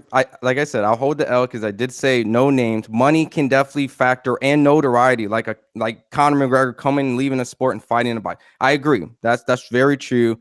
Let me put names now. If Fury decided not to fight Wilder, did not do the purse bid, and decided to fight neither Anthony Joshua or Deontay Wilder, and he chose someone else, what's your honest opinion? There's no one else out there that he could choose that the public would accept. Yeah, if it's not AJ, then no, it's a duck. Man, it has to be a duck because at the end of the day, what you're talking about is a purse bid that I think even that though, because if there's a purse bid and they have it settled and it's money and it's real money there on the line and it could be made, that's a duck. Dillian White for the mandatory spot. Oh, you already got no, because I'm looking at Dillian. Can I talk, bro? You know what I'm saying, I'm looking at Dillian White and he's the only person that doesn't have U.S. representation. only heavyweight over in Britain that does not have U.S. Representation, so he can fight on any platform that he wants to. The Zone, Showtime, ESPN. But you think that's as good a fight for Fury as Wilder? White, not That's the biggest. That's the biggest fight you can get. Explain how Tyson Fury fighting Dillian White and not fighting Wilder next isn't a duck, brother. Because to the casual fan, it is a duck, and maybe to the hardcore fan too, because he's not fighting Wilder. But if you look at it, I'm saying, can I speak? You're looking at the network now, though. You gotta factor that in now. The question was, if he doesn't fight Wilder and AJ and fight someone else, is it a duck? And you said no, not if he fight Dillian White. Because you got to look at the network now, bro. That's a variable.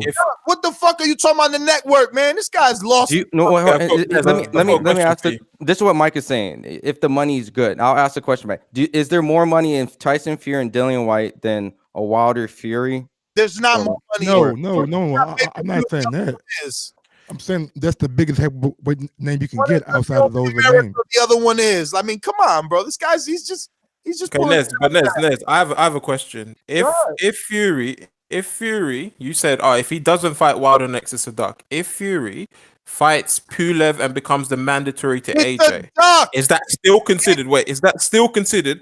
Is he still the public perception for him being AJ's mandatory? I wouldn't care if you fought Jesus to be the mandatory. You already the mandatory, the WBC champion. If you go anywhere else, you are proving that you don't want this motherfucking smoke. You are proving that you did get knocked the fuck out, and you don't want that sauce. You don't want that hot sauce, not Louisiana, and whatever other one Mike asked about. But you don't want it. And it ain't Deontay Wilder. It ain't Deontay Wilder. That's true, though, bro. That's true. You don't want it. You, your whole family, everybody in your family said they were scared. We seen the fucking shit that got released from Ben Davison. We seen the shit that got released from his father. We seen the fucking footage of his wife.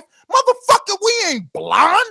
Les, I'm very glad you said that, because if that narrative is going to be applied to, and the perception is going to be applied to Tyson Fury ducked Wilder, then that means that if Tyson Fury doesn't take that Wilder fight and Wilder didn't respond according to whoever the news that's out there, wasn't interested in the AJ fight, the narrative will also be that Wilder has ducked AJ. Tell him, God, the narrative will also be with that logic. With that logic, Les, with that logic, you just said. Real quick. The question was about a purse bid. The question was a purse bid. Unifications will always be the hardest thing to get, especially undisputed. I'm saying a purse bid. Ron, let me handle my own light work. When I don't never call my big brother for my fights, bro. Like these dudes, I couldn't tell them apart. That's why. Ron is smaller than you, though. I'm little, bro. They are both blue, though. They are both blue, so I see how you get mixed up. I can't tell them each apart. That's why I played the sheep soundbite. But what was the question again? If this fight went to purse bid, that's Fury right. decided to go another route, is it a duck? Mike, let me ask you. See if you're level-headed. It won't be fair to ask you. They say you're a Wilder fanboy. Yeah. That's Manchester here. No. He don't want it though, bro. He don't want it. We're gonna ask level-headed Ron. Now Ron like to go both sides though. So ask one of them UK niggas. Listen, it's okay. Ask me. I'll be real. I always am real. No, Mario, you're a wild. Go ahead. No, ask Mario. Ask Mario. But you're a hater, Mario. Straight up. On the ropes, taking a standing eight count. I'm a hater. I'm a hater for bullshit. Bro, you hate Wilder, man. You're like pulling up Google. No. This is Mario's opportunity to say that he's. Mario said I said that Wilder deserves an easier fight because he went through Murder's Row. Let me just ask the question. How about that? Okay, that's cool. How could one of these sheep say that it would be the same, right?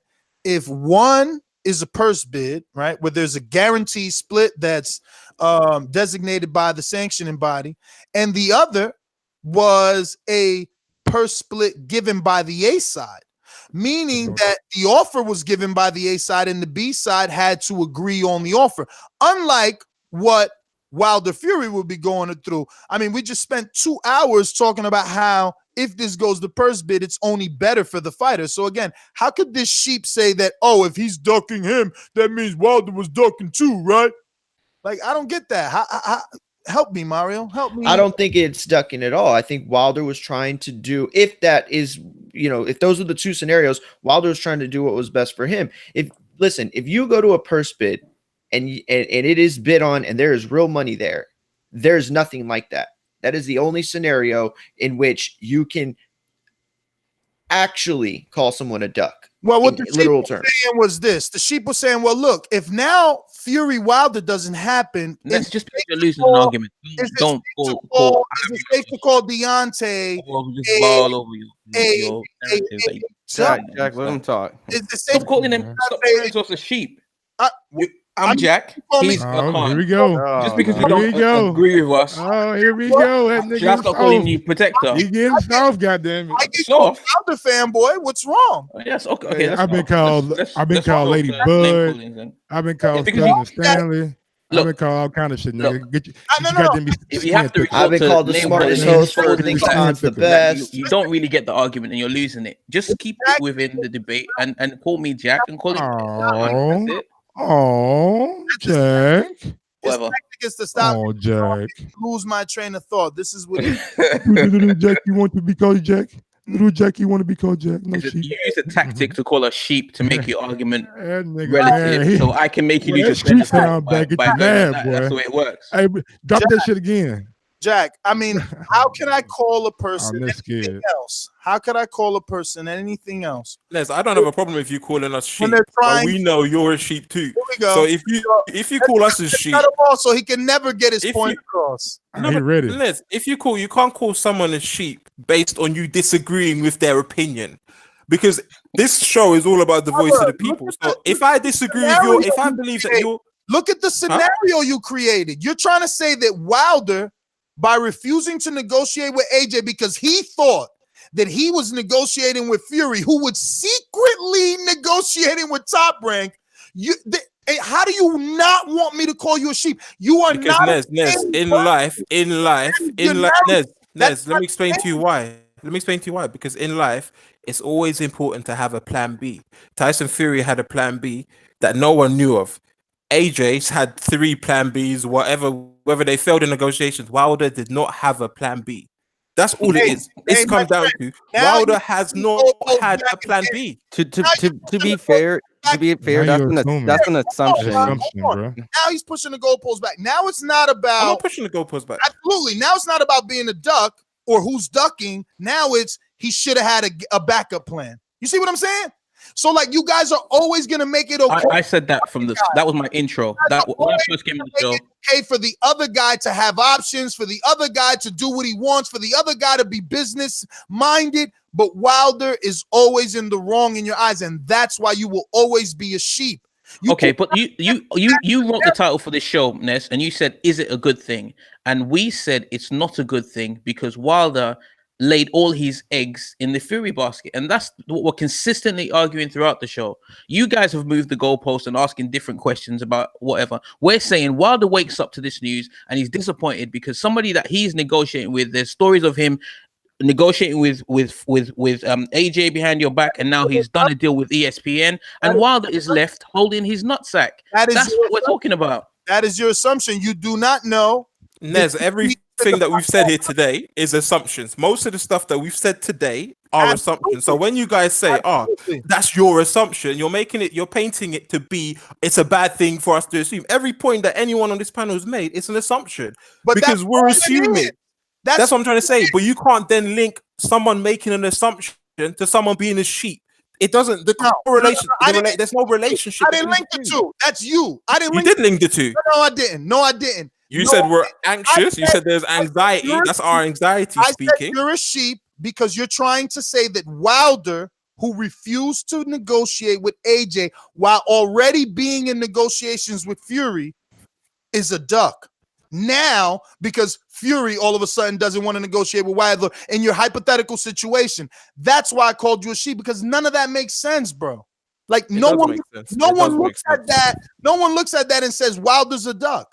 Only you. I think if you look at the chat, Nez, I think you'll see that many people will have called Wilder a duck Even today. if you So when don't, you say even if you don't look at the no chat, one, so when you say no Nez, one, Nez, even if you don't look at the chat, You need to learn something. You need to learn. Wilder's tagline is one name. Understand that I am the most hated dude from the UK. You guys are here because you love to hate me. So No, when we love to love you. look at the chat. Are you fucking serious? No, don't look at the chat. But whose tagline is one name, one face, This one guy, whatever, one bowl of rice? True Wilder. Who does that? And then when you get an opportunity to make yourself undisputed, you act like you want to play A side, B side cards, and now the person you're playing with has gone off and made his own deal. You just look stupid. That's what we're trying to. Can I ask a question? Can I ask a real quick question? I told you that AJ doesn't negotiate well. Can I ask somehow you're saying that it's Wilder not negotiating well? Like, can I ask a quick question? Okay, but Nez, how well have the negotiations gone with Tyson Fury for the rematch? Please look. Let me give you just a pure-hearted boxing fan. Okay, outside of AJ having this fight with Miller, do you think Wilder and Fury is a great fight to have for the heavyweight division, a rematch? Do you guys think yes or no? I do. Yeah. Okay. Now, with that being said, if they both come together and one agrees to accept the fight and the other one decides to go elsewhere, let's say it was a purse bid, right? And even though the fact that maybe they struggle in negotiations or it gets down to purse bid, if one person decides to go elsewhere and take their fight elsewhere, would you be disappointed in the outcome of that? Sorry, you have to run through that again. I was busy reading the comments in the chat because if the fight didn't come, if two guys came together and one person decided, let's say, I don't want to make a valid effort anymore, you know, I'm going to go elsewhere. I don't want to do the purse bid. Okay, if it goes down to purse bid, because that's kind of like the end all be all at that point. Would you at that point look at the other individual who still wants to make the fight as more of like, well, he's tried. He still wants it. He still pursued it. And the person who walked away, regardless if it's Wilder who does it, let's say Fury was. Absolutely. So, I would. Hey, hold on. Give me 1 second. see where you were going. Give me 1 second. We got 646 watching, man. We only got 169 thumbs up. That's not acceptable at all. So if you like what you're hearing, we got 2 UK guys on. So give thumb up for them. We got 4 Americans on. So give thumb up for them. So if you like what you're hearing, just smash it, smash it, smash it. Jack, Akon, whatever your name is, go ahead. I saw where you were going. I saw where you're going with that. Can you just give me your honest, as a boxing fan? Just move the whole whoever you root for. Just give me your honest. I think Wilder has genuinely tried to make this fight. I'm never taking that away from him. He's genuinely tried to make this fight. He wanted to fight Fury again. He enjoyed the fact of how the fight went. He likes the notoriety. He's a pay-per-view star. We all want the comeback. Everyone told him he lost, so he wants it back. I respect him for that. But what I've been saying from the get-go, from the day after the fight, was if he lays all his eggs in the Fury basket, who has history of not doing rematches when it came to Klitschko, etc., that he will be folly. It will be to his own detriment if he does that. And that is what has been proven now. He didn't want to negotiate with AJ. He didn't want to discuss it because he felt, for whatever reason, he was disrespected. But now he's been disrespected twice. So what's going to happen now? He's never going to fight Fury again. He's never going to fight AJ. He's in his feelings. That is what is put him on the back. That's why we're saying he looks silly. That's all we're saying. Well, yeah, but outside of the, what I'd rather say instead of saying that Fury would be ducking. You're like, oh, he should have had a second. He should have had a plan B. Look, if Fury had one, AJ had 3 plans. Now in my always got options. Duck always got options. They always got places to go duck. It's still a purse bid though, so now in my still could be a negotiation going on too. What about a Showtime, ESPN joint pay-per-view? In my own honest opinion, because I don't care who wins, and I thought Fury won the first time. If Fury decided not to pursue the Wilder fight, if it came to purse bid, I would feel bad for Wilder, because at that point, I would feel as a general boxing fan that would suck, Like, because the fact is, if we can't get a Fury AJ or Wilder AJ in the closest thing we can get to the next fight is a Fury Wilder, and one decides not to pursue that, in my honest opinion, as a boxing fan, that would hurt me because I can't see what I would assume would be the best fight that we can make. If the fight's already accepted, like AJ and Miller, which many of us already probably rather had AJ versus Fury or Wilder. In my own honest opinion, that's just an opinion. then I have accepted because the fight is made. This fight is still in negotiations. There's a purse bid capable of getting things going, and what has allowed us as boxing fans to see truly if it's a money situation or they prefer a totally different route. And I think this is the best fight, that these guys can make to solidify their legacy. And, Okay, and with that's Ron, Make with a lot what of you people just sad said, because we're looking forward to this fight, and if one person decides not to fight, it's going to let down a lot of boxing fans, American and UK. Just saying. but then what That's would why I your said at the very opinion be? beginning it was the fans that are disappointed Not most. UK fans, because they're just gonna say Wilder should have had a plan B. But Ron, what would your opinion be of Fury if he walked away? So if Fury now walks away and he says he doesn't want to do the purse bid, he's with ESPN, what would your opinion as a boxing fan? So not whether you like Fury or you like Wilder, what would your opinion be? See? This is I why agree with I'm Ness. asking. I'm asking Ron. you don't gotta ask. I'm asking him. No, Nez. Why don't Nez, you go to I'm answer asking the sheet? Nez. Then you don't Nez, want to I'm tell me asking Ron. Based on what he's just said, he would it's feel. a duck. It's a duck. The question Let wasn't. Ron answer Nez, the the question, question bro. was He's got towards Ron. I'm saliva in asking his Ron. Based tongue. on what he's just said, what would your opinion of Fury be? Well, I don't ever want to assume, but I would be extremely disappointed. It would lead me if I was in a situation, if there was AJ, Fury, and Wilder, the first person I would run to is ask Fury why he wouldn't make the fight. And that would be my initiative reaction. Now I can assume it's a duck, but he would be the first person I would want to ask because that seems like the most sensible fight for him to make. And he chose not to at a time where it felt that AJ was impossible to get. So Wilder is someone who has a storyline. I felt that he won. And for that public perception, I want it to be objective on the record to say that you won at that point. So at this point, I have a draw and I want to clarify. And if you choose another fight, I want that other fight to be equal or better. So I wouldn't be happy.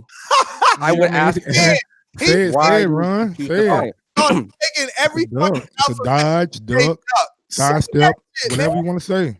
The fuck? You took the long way. He still said duck. You heard him. It's still a duck. He could paint it eloquently so motherfucking Tyson don't get mad at when he see him. He still said. I find it funny that you don't see the irony. American panel. I don't see. I think it's funny that Ness does not see the irony of him doing an entire show talking about the route that Fury would take to getting AJ and how it's a smart move, and now at the end of the show is saying it's a duck. Oh my fucking God! It's so I don't. It's so I don't get your bias. No, it's not bias. It is bias. You sat there. No, Jack. I have the ability to see greener pastures for Tyson Fury, or see whatever route he thinks is out there. I can. So he's playing chess while you guys are playing checkers. So you can call him a duck today, but if he lands AJ before Wilder, which will probably happen, then it's not a duck, is it? It's a smart move. It's a chess move. Man, you are a duck. What? Am I a duck or a sheep? What am I ducking? You're protector. You're a fucking mutant. This guy's half man, half fucking sheep. I can't believe him. Now he's saying it's listen to me, brother. Listen, we talk on this show all the time. Business moves are business moves. Mm-hmm. They ain't got nothing to do with the fight. Nothing. We don't care. Nothing. We gonna report on your $10 million purse, and like we gonna report on your $10,000 purse. One thing I can't say about Ness, the same thing he said about Crawford, this is the same thing he's saying about Fury now. So at the end of the day, we care about the fight. That's just it. So you can paint it however you want. You could be a fucking AJ protector and a sheep and say that people need to have backup plans. People ain't worried about no backup plan because we not afraid to lose. That is the mindset that he has. But instead of backing that champion, you want to back the champion like Keon said today that had 3 options in AJ, of course. And look at the option he chose. Nez, with you all can't say heavyweights available, with all the heavyweights available, everyone except Luis Ortiz in the top 10 was available, but AJ chose Miller, the least experienced. That okay, is so Nez, when you just said it triggers you, but it is fact. Nez, you have to track back on what you just said. You said we're not afraid to lose. When it comes to Tyson Fury, when it comes to Deontay Wilder, when it comes to AJ. Nez, you're gonna have to track back on what you've said, though. even Dillian White. AJ didn't even choose Dillian White, who also has more experience than Big Baby Miller. But Nez, you're gonna have to track back because you said they're afraid to lose. You said he's not afraid to lose. He was afraid to lose. He didn't want that. Wilder has been afraid to lose that belt. It's not until the last 2 years that you can honestly say that statement. You can't say Wilder's not afraid to lose. Don't say that. That's what makes you a cheat. That's why people call you a protector. That's why they call you a Wilder. Sir, you can't find another heavyweight before the top 3 fighter in the same year besides Deontay Wilder. Stop it. And y'all act like Wilder wasn't about to go to Russia to fight Povetkin and wasn't about to fight fucking Fury when Fury first got in the ring like 2 years ago. 2015. What we talking about, man? I don't know Trying to what fight these guys. Listen. Believe it or not, Povetkin had to get on dope to fucking beat believe it or Wilder. not, believe it or not, wanting Wilder to lose to AJ and hoping that he makes smart decisions until they meet don't have to be mutually exclusive. I actually was happy that Wilder finally got the notoriety and got his pay-per-view, and I would just like to see him carry on and become a pay-per-view star, so that when he does fight AJ, it'll be all the better. I still want him to lose to AJ, but what I'm saying now, listen, wait, let me finish. Just because it's so unbelievable for you to hear me say this. Wait, why don't you mention another fighter? Why don't you mention another fighter? Did you asking Wilder to do something no other fighter's done? Tell me who's done it. I'm not asking what am I asking Wilder to do? To do a back-to-back pay-per-view. No, first one. That's not what I'm saying. Continue on pay-per-views. Yeah, AJ's doing it. TV. AJ's doing it. Even Dillian White is doing it. Really? Oh, the Zone was pay-per-view. I'm sorry. I didn't know that. No, they fight on pay-per-view over here. If we pay to view a fight, it's pay-per-view. Just because it's not the same in America. Wilder has been walking around like he is some sort of superstar. It's nice. I like to hear him talk that talk.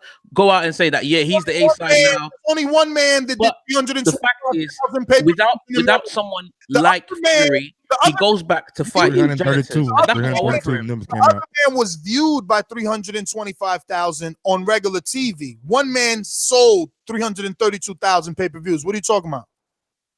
I'm not even. I have no idea what you're talking about.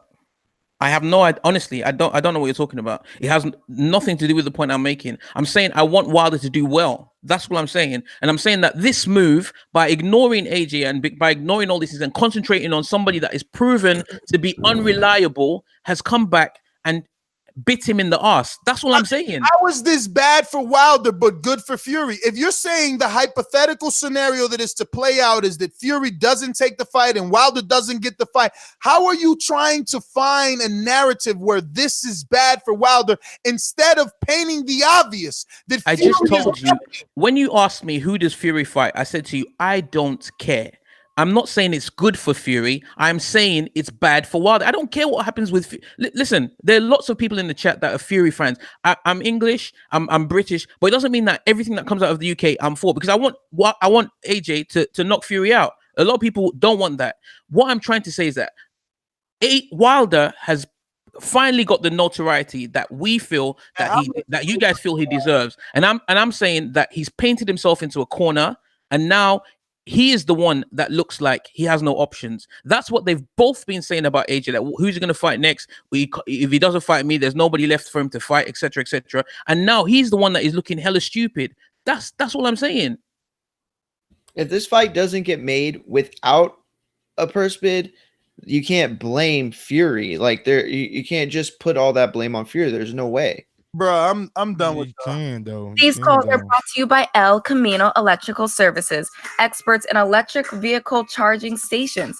For consultations and turnkey installation, visit us at elcaminoelectricalservices.com. And don't forget, if you like what you heard today on The Boxing Voice, head over to ThaBoxingVoice.com/affiliate sponsors and click on that Amazon link, bookmark that link, save that link, and do all your shopping through that link. It costs you absolutely nothing, but we do get a little kickback. And it's tax season, so go shop. Going out to my boy in Chicago. It's been a minute.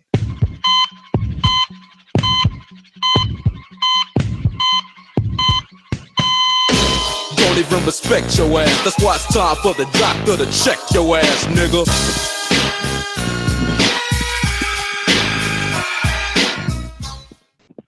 Fight Doctor, what up, Yo. baby? Fight Doctor's in the house. Where On you Rick been James at, status, man? as always. You just okay? Everything good? Everything good? You good? I mean, it's been a long time. Well, dealing with some personal tragedy. I lost my father a few months back, so just trying to been dealing with that. Sorry to hear that, brother. I know something had to keep you away, man. I'm glad that you're all right. I hope you're in good spirits, brother. I do, I am sorry for your loss, but glad to have you back. Thank you, sir. Thank you, brother. Thank you. So, listen, I'm gonna make this quick. This is actually good for Tyson Fury because he's gonna get this $80 million payday over a series of 3 fights, 2 of which will probably be easy. And this is also good for Deontay Wilder because now, listen, we all saw what we saw in the first fight. And had it not been for the 2 knockdowns, Tyson Fury would have walked away with the WBC title.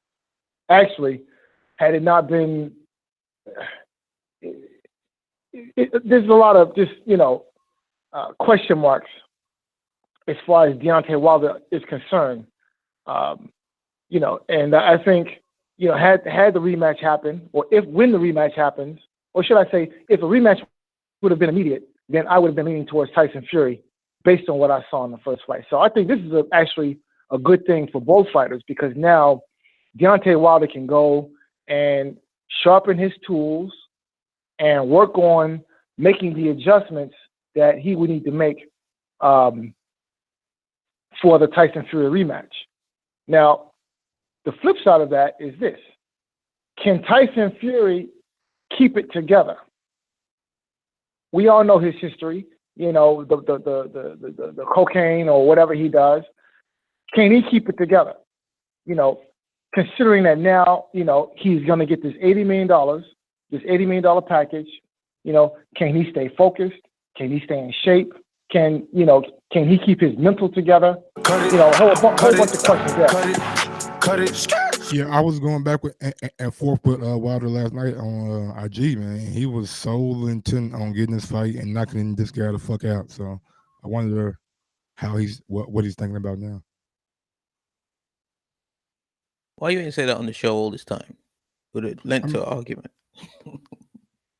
I didn't think it was like really that deep until the fight doctor came on and said something that triggered it. Sorry. You sorry, Mike? I mean, I do apologize. I mean, it's like the same thing. It's like the same thing we've been saying though. He like wanted the rematch and he's wanted to knock this guy out because people think that public perception is like he lost. So if you guys think that, then make the fight happen again. And that's what all signs and direction were pointing to until this morning. Which is what I don't get about certain boxing fans that care about other things. It's like, we got to fight. Are we getting it? No. Then whose fault is it? Okay, his. That's it. He's a duck. Why is it? Oh, good business move. Oh, backup plan. Oh, man, get the fuck. I mean, we all understand that it was a good business move, but for the fighting in the ring, it just makes things a little bit more difficult now. And like I always say, man, you're either gonna get criticized on your legacy, you're gonna get criticized for not making enough money. And it's always like, oh, he fought all these tough guys. What an idiot. He should have did this, and that. Or, oh, look at all these financial great moves he did, but he ain't fought nobody, or he ain't fighting the right fights, or that's boxing, And I'm gonna have the same energy. We was gonna do another show today that I would have had the same energy, because Mikey's talking about someone's resume and it's just facts. You can't avoid the facts, man. Facts. But we got some other shit though. Carver came back with some. Hey. Choose to fight contender versus over a champion. You're ducking. There's a champion available. You're in negotiations. I don't care about big deals and lights. Fine. Then let that offer that ESPN is gonna send. Let it be big. Heyman just sent Amir Khan over there.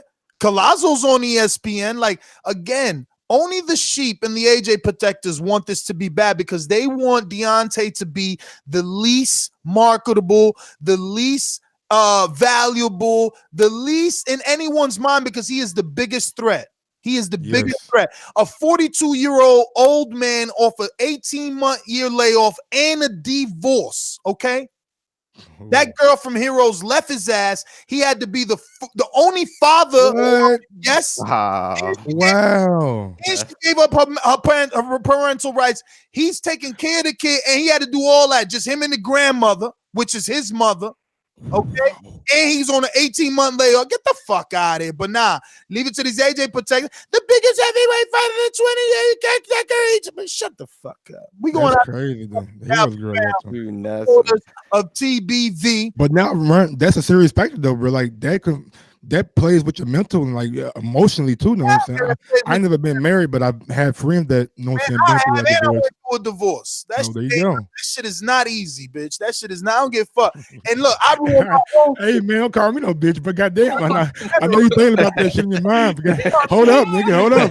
I ain't do it to you, my nigga. I don't know. Listen, I caused my own. I always had an issue with my dick in my pants, so I knew my divorce was coming one day or another. But even knowing you, I mean, I think it hurt more knowing that you're the cause of the divorce. You know, at the end, like you think you're doing your thing and it's all good until it's like, damn, it sets in. It's like, man, I really fucked that up. And then another factor about the parental shit. Ooh, man, that's another level right there. So hell yeah, he's a soul fight. He's like, come on, man, he raising me personally, I couldn't imagine giving up no makes her rights. 2 years old when that fight happened. Please, Crazy. Terrible twos. He in training camp. She all on his shoulder. Now I'm paying the narrative like now. Bro, it's for all that to be going on. The performance he put on, amazing. But everything I said is true, though. Everything I said is true. But let's go to Joel in Dubai. Talk to me. What's going on, Joel? What up, TVV? What's up, brother? Yeah. Yo, that Weezer is coming back, and then he's bringing up new things. Oh God. Ness. I know. Jack is a weasel, man. You are the Weezer. So, Nice. Why are you guys always penning that narrative things of two-way? Why do you guys always forget to say that Klitschko was in two fighting camp for 2 days, that the fight with Fury was pushed back? Man, so you trying to tell me that in the 18 months off, he had 2 camps? Yeah, check it. Okay, so how many months are a camp, Joel? Are they 6 months long, or are they a year long? Because he had 18 months off. A nigga had an 18-month camp. It's depend on people though. Oh, so okay, so they are fighters who say they listen. you look at. We seen Dillian White say he won 120 days, so I got you. Hold on. Joseph Parker just say he needs like 7 months training camp. Parker just say that. Yeah. 7 months training camp. He needs 7 months. God damn. Joel, what he training for, nigga? The Terminator. Parker says the Terminator. Drago. Nah, I'm begging. 7 weeks. I'm begging. 7 weeks. 7 weeks ain't even 8 weeks, which is traditional. Joel, that's your 130 piece. Oh man, hilarious. Let me see. We got next up is my man coming from Alabama. I want Joshua, come and see me, baby. If he doesn't hide, no more ducking, no more dodging, no more excuses. Big ups to Javier for putting that work in this weekend, going down to see Dion, the equalizer. And coming on the show too. That wasn't with Wilder though. Bro, okay. Come on, Ness. Come on, bro. Oh no, I'm trying to give him props. No, I thought you seen the interview that was posted with Wilder from there. I thought, my bad. Never mind. He went to get Those are still a video. Why are we doing this though? No, it was a real video. We talking about I just posted it today. Man, let that man get his call. Damn, let's restart my time, bro. Don't do that. I'm gonna restart you right now. All right, bro. Anyways, man, I'm so tired of Jack. Jack, we wouldn't even talk about AJ. This show had nothing to do with AJ, but somehow you find your way to bring AJ into everything. It's pitiful, dude. I don't even think you watch boxing other than AJ. Like, I started to think all you watch is AJ, and that's it, bro. Like, come on, man. There's boxing outside AJ. It's fault that everybody keep leaving. AJ had to deal with Showtime. He could have set up a fight with Wilder. This nigga went to the zone, and that's Wilder's fault. And then Wilder supposed to chase him to the zone. Okay. Then Fury, we easily could have made the fight on Showtime. All of a sudden, now you want to go to ESPN, and now we got to go over to ESPN if we want to fight you. Like, bro, how does everybody get to move the goalposts back? How is this possible? Everybody want to move the goalposts back, but Wilder got to play along with everybody. And then, even if Wilder do go to ESPN, how the fuck, like, if he go to ESPN, it's good for him either way, because then he fucking get bigger promotion. You get to be on the biggest worldwide leader in sports. So, I mean, and Wilder ain't set this Showtime, so it's not like the shit dead. He could go get on fucking ESPN, make a bigger name. Showtime be cool with it because he beat Fury, come back to Showtime and make huge fights on Showtime. Like, the shit ain't hard, bro. Like, y'all niggas acting like he just out in the middle of the fucking road with no one to fight. It's not like that, dude. You just making shit up. I'm tired of Jack. I'm tired of these UK. I'm tired of everybody in the UK who make shit up just to make cut it. Great call, Javier. Great call. Super chats. We got I love Muff Dive. You couldn't make this shit up with a bunch of emojis laughing out loud. What up, Muff Dive? C Plums 101. Anyone happy that this fight might not be next is a trash fan. Y'all rather hate on Wilder than see the best fight the best. And y'all call us fanboys. Shaking my head. See, and that's exactly what I'm saying. Like, don't talk about backup plan, none of that crazy shit, bro. It's about the fight. Anyway, I love Dive comes back and says, plenty of the options, my ass, with the peach emoji that looks like a butt and a bunch of emojis out loud. Hey, Muff Dive is good. He got no options. That was me. I caused him to make that. He comes right back and says, MSG, baby, tickets going fast to resellers. Muff Dive. He's an AJ fan. Mike, another one from I love Muff Dive. Mike in his feelings. Mike, the nest protector, get out his ass, Mike. Well, shit, fuck you, Muff Dive. I take everything that I said good back about you. Everything that I just said good about you, nigga, I take all that back. Fuck it. Plums calls in and says, super chats and says, the pre-sale thing is a scam. That's not general public. Private partners, aka Matchroom and DAZN, got those tickets. Ooh. See, I don't think it's Matchroom and DAZN. I think if I had a pretty penny, I would have tried to buy some AJ tickets, because anybody can sell. You can sell them shits on eBay like UK or Sheep. They coming for them. Thank you, Ness. Finally, somebody with common sense. My gosh, we've missed you, man. We've missed you. I mean, it's just the truth. Like, I swear to you, if I had a good $20,000, I'd have bought some tickets, resold them right here on this show. People would have bought them right here on this show. Like, why not? Why not? Like, it's free money. Like, listen, how many times have we done shows saying that Ricky fucking Hatton brought 30,000? How many Ricky Hatton, bro? He had a hell of a fight weekend. How many people you think coming for this? It's gonna be a lot of motherfuckers, or especially for this fight, because they know he gonna win. So they better come now. Because the mother fights, I don't know. Now they got Tyson fighting in the U.S. and Wilder in the U.S. Your man running out of space.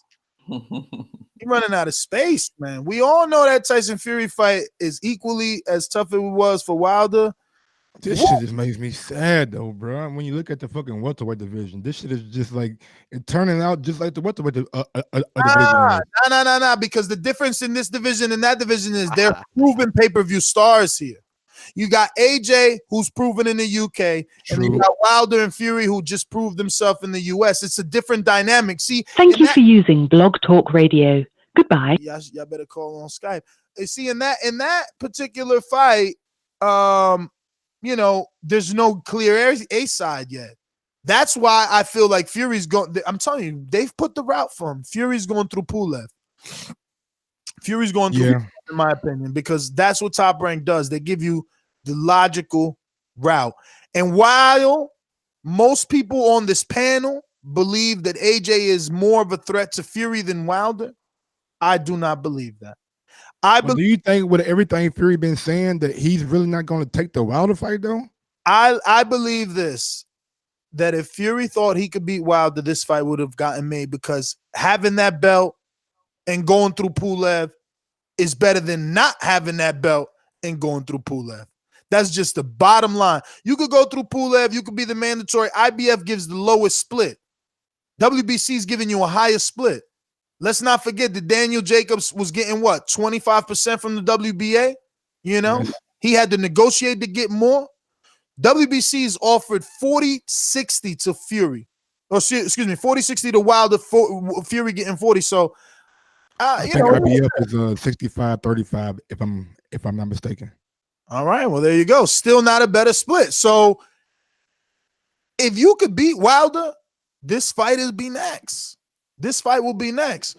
But we don't know. We don't know. Do you think that this fight right now he went is home big and enough? watched that replay.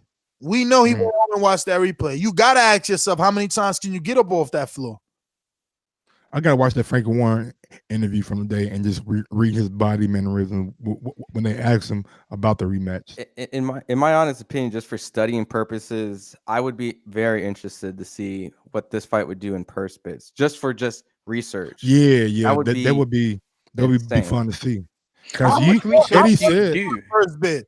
That's the best thing. I wanted to go to purse bid. Let it get treated like a big fight. Let them fight over it. But I wonder. And See, Eddie I wonder. said But the thing is it's not just about the money either. I wonder what networks are thinking. Like, okay, I'm not even going to bother bidding on this because I know that this guy's going to stay on ESPN, or like, you know what I mean? Whatever. Like, that's another interesting aspect of it too, Ron.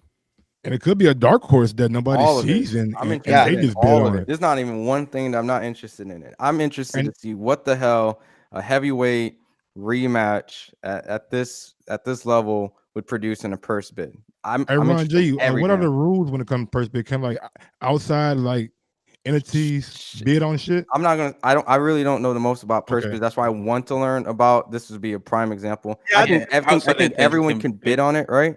Everyone can bid on this. Do some research, because I'm pretty sure you got only a couple of hours to place that. Like, once you make that bid, you got to have that check. But I think you have to have a promoter's license to be eligible. Like, I don't think like a millionaire can come in and just like bid on it. You know what I mean? No. You have to. A millionaire can back a promoter though. You can Oh put yeah, money of course. But I think that the only people they'll accept the bids from are promoters. established. Yeah, of course. Okay. It's gonna be fun to see, man. It's gonna.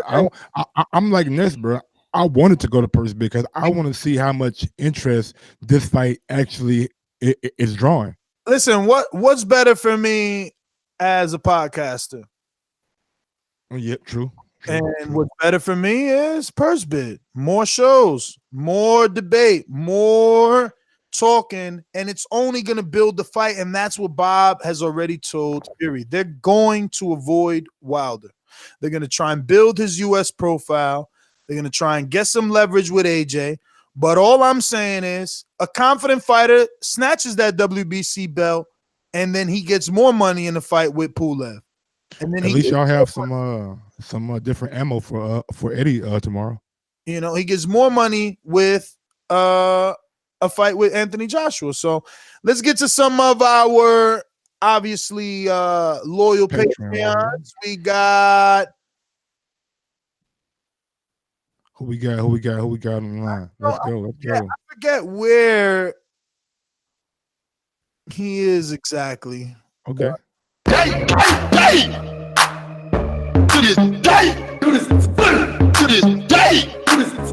along if you know the words. Come on. This is my UK guy, man. What's going on, homie? It's KO. That intro was fire. Yo, fire. What you lot saying? What Jack up? is the truth. You're dropping the truth on it. What's good, KO? Listen, yeah. Listen, guys. Fury, yeah, he's gonna milk that little title. That's what he's gonna do. He's gonna make as much money from it. Basically, the alliance between Wilder and Fury is over.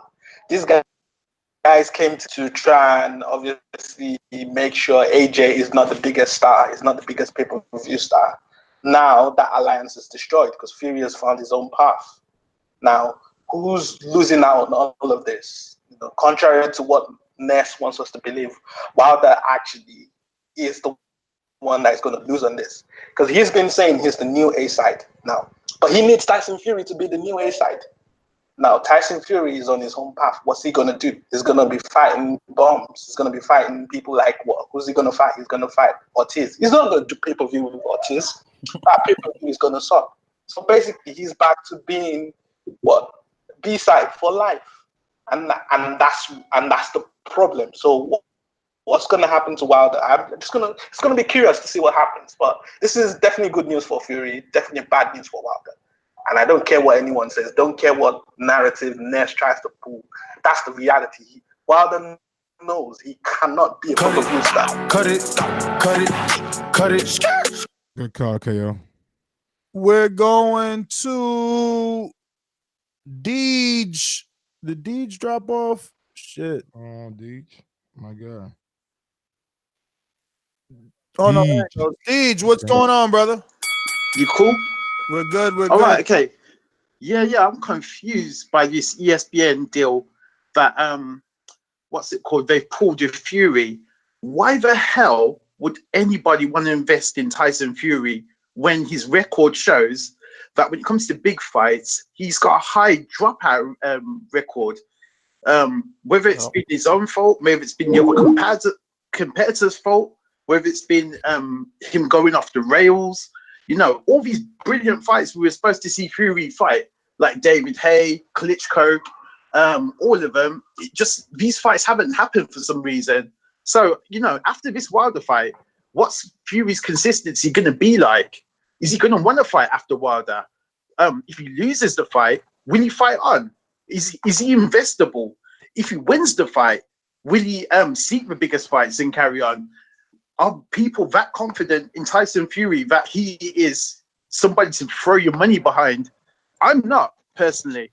I think he's talented. I think he's one of the best, if not the best, technical boxer out there. But I don't think he's investable, to be honest. It's all about having like the leverage, though. You know what I'm saying? As long as you have Tyson Fury, you have leverage of getting the Deontay Wilder fight. You have the leverage of getting an Anthony Joshua fight, and also the writing has been on the wall for a long time. Frank Warren signed a deal with ESPN or ESPN Plus like a couple months ago to like put all his fights on there. So this probably was inevitable, but we just didn't see it coming.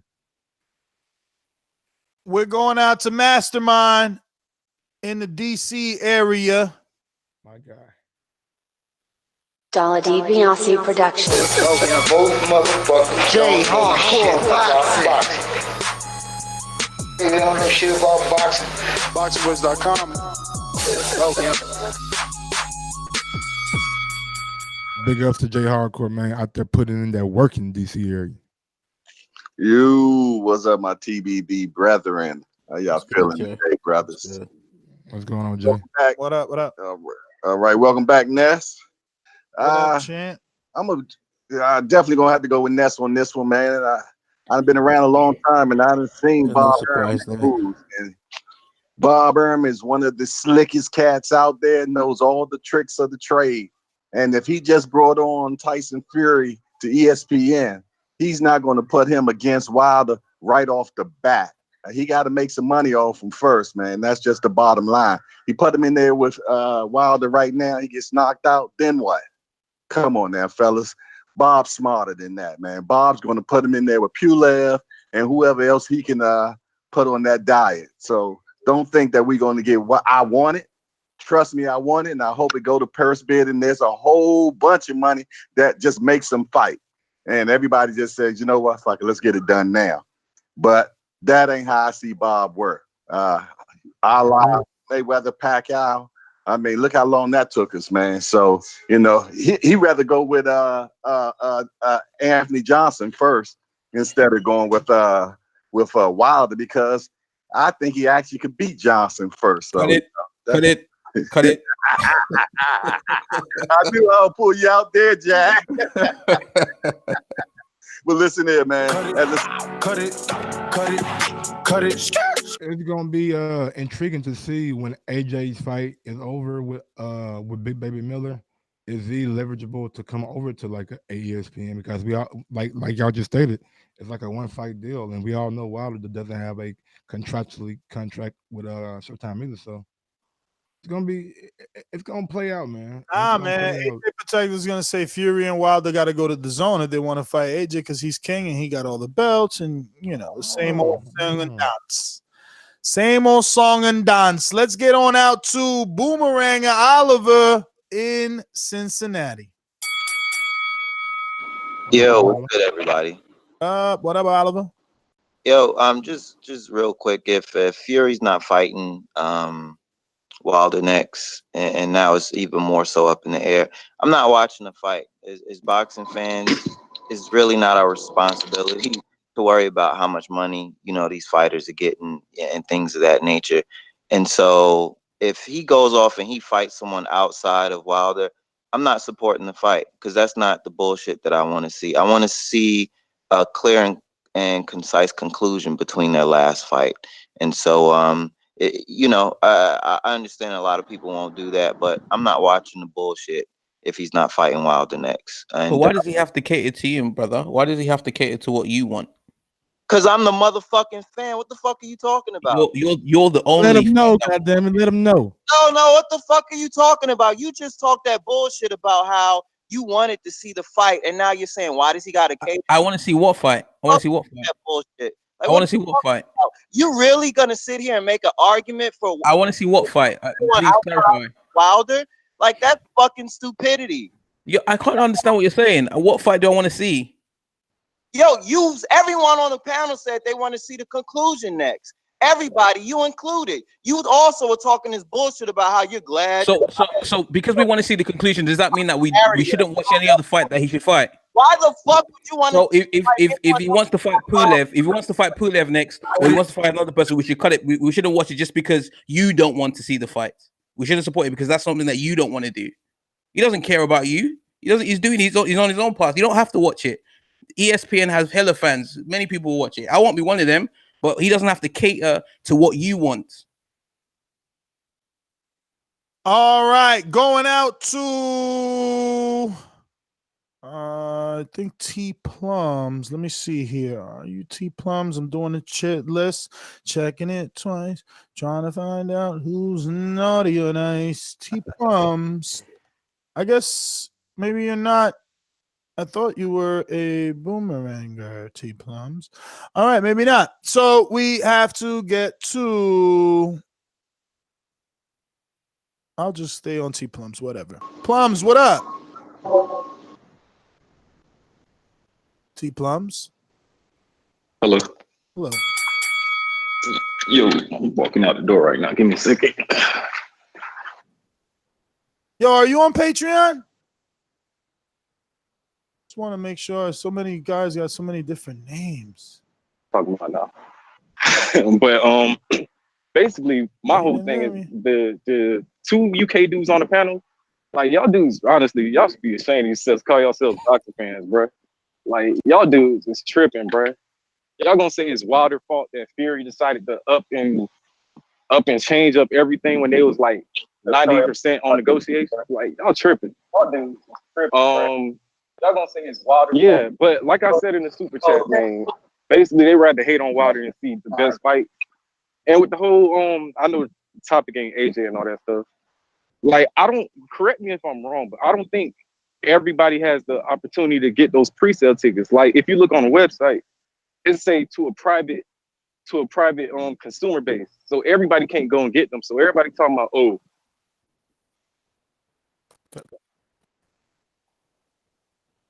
Oh, you lost your train of thought. And also, I'd like to correct him with what he said. He was actually incorrect. There were two separate companies, I think MSG and another one, that had codes that you could put in on their websites that you could access the pre-sale tickets. So it was actually open to the public. You gotta get that mic fixed. We're gonna go to Michael. Talk to me, UK. Hey guys, how's it going? What's up? Yeah. Welcome to the two Brits in the show. Hope you guys do well. Keep Nez on his toes. You mean you hope they last? Yeah, Nez don't like the smoke. Last one lasted a day. Like, anyways, like, look, I don't think if I was Wilder, I wouldn't be pissed off because at the end of the day, money's money. Doesn't matter where he gets it from, ESPN or Showtime. So if I was Deontay Wilder, I'd be like, okay, cool, purse bids. Whoever bids the most, I get that money, 60-40, don't matter. Do you know what I mean? But what I think is going to happen is, based on how Frank Warren is talking in that show, that fight ain't going to happen. Like, he's already talking. He said, he's speaking to Bob Arum about opponents. It's like, what do you mean talking about opponents? It should be Deontay Wilder. That's the only option. Why are you saying opponents? Why has it changed? Do you know what I mean? So now this deal has come out. He's talking about something different. So I think he's going to pull out. I think he's going to. I wouldn't be surprised if he fights Pulev or fights. Was the name Alvarez or that one that beat that guy next? Because it makes sense. If you're investing $80 million in him, why are you going to put him straight in with Wilder? You're gonna. You know what I mean? That makes no sense. Yo, why don't you be the UK host? You always the motherfucker is just saying, I just want someone saying, like, he smells the coffee. You can hear him, like, yo. It's only a select few, bro. It's only like a select few. Most of them are like AJ. Man. I keep finding these sheep, man. I don't know, man. I don't know. Do you know what I mean? The law of attraction, man. You call them sheep, and they will come. But they do have a point in one thing in regards to Deontay Wilder. Like, he put all his we got a good point there. You're right. Tell me tomorrow. But you get past your 130. Anybody can time you and tell you that I'm not about that. That was me tomorrow. That was perfect, honestly, we're going to Boomerang or Deej. What up, Deej, man? Coming back for some more. I see you. Hey, yo. What up? Yo, what's up? What's it called? You know what? Literally, yeah, I've smelled a coffee too. Because, you know what? It looks like Fury ain't going to take this fight. But literally, like I was saying about Fury and investing in him, what fight is he going to have to capture the public's imagination outside of Wilder? Realistically, I mean, could somebody give me the opponents that Fury's going to have? And that's what I was saying. They run the risk of it not being a good showing on ESPN for his first fight. Dude, it seems like you're smelling Nescafe. No. It's the truth. It's the truth. Not you, Jack, but this is actual fact. The fact that you call me Nescafe shows you're a sheep. That original. He got a leader, man. He got a leader. On the AJ Protecting channel. But Jack's been doing well on the show, but he's got his point wrong. At the end of the day, Fury is not a marketable. Well, he can't sell a fight like that. He is marketable, though. I can't say he is marketable with his story and with his weight loss. He has a market for that. Yeah, but we want to watch boxing, and the casuals, they want to see like a dust-up too. So I don't really see who you're going to put Fury in there with, where people are going to want to get behind him, and for him to become a legitimate A-side in a big fight. He's not going to he's going to turn himself into a C-side, to be honest. You know, he may as well just just give up the game and cut it. And with this new ESPN deal, will Fury be fighting more in the States, or will this fight be over in the UK? And if they're in the UK, then that's like 5 o'clock our time, so it's really not prime time viewing. You know what I'm saying? A viewing audience. Going out to Dominic. Talk to me. What's going on, Dominic? Yo. What up? Can you hear me? We hear you. Loud and clear. Hey, last time I checked, there's only one Tyson Fury that's pussy. And he's been pussy. That's why he almost tried to commit suicide. No offense to people who do suicide, but no one in UK really liked Tyson Fury. That's why he did what he did. He looked like a bum. He was boring. He was like watching one of those old school cartoons. You already know what's going to happen. There's no music. He's boring. I knew he was going to do this from the jump. His family looked like he was about to jump off a bridge when he didn't win. And he got knocked down 2 times. And Tyson Fury has that same style like Floyd, but Floyd's smaller, so he can get away with it. And if Floyd got knocked out, he's not going to try to rematch the dude. And I knew Tyson Fury wasn't going to do this. He's probably going to try to fight Dillian White. And Dillian White's going to pull out of Dominic Brazil. And then Dominic Brazil is going to fight Deontay Wilder. That's what I think will happen too, man. I think he's went kind of dark, but I think that Dylan White fight is going to be very, very attractive for ESPN. But do you guys think there's an opportunity where Al Heyman and PBC might say to White, "We'll give you the Wilder fight if you sign with us"? That's a great possibility too for Wilder. So it's a win-win for Wilder. To be honest with you, if you don't get Fury, you get the next best thing, and Dylan White, who is a proven pay-per-view success over in Europe, maybe more so than Tyson. Going out to Idris, talk to me. What's going on, Idris? Yes. Hey, Jack, you man, what you saying, man? Hey, Jack, these man media train you like they did to fucking Ron and that. They kind of do the boxing voice. There's robots over there. Don't take that shit, man. Never that, my brother. Yeah, hold it down for the people, them. Hey, Mike, listen. What? Listen, when Have you thumbs Wilder up said, Jack's video? What up? Yeah, have you been supporting Jack? Have you or are you just talking?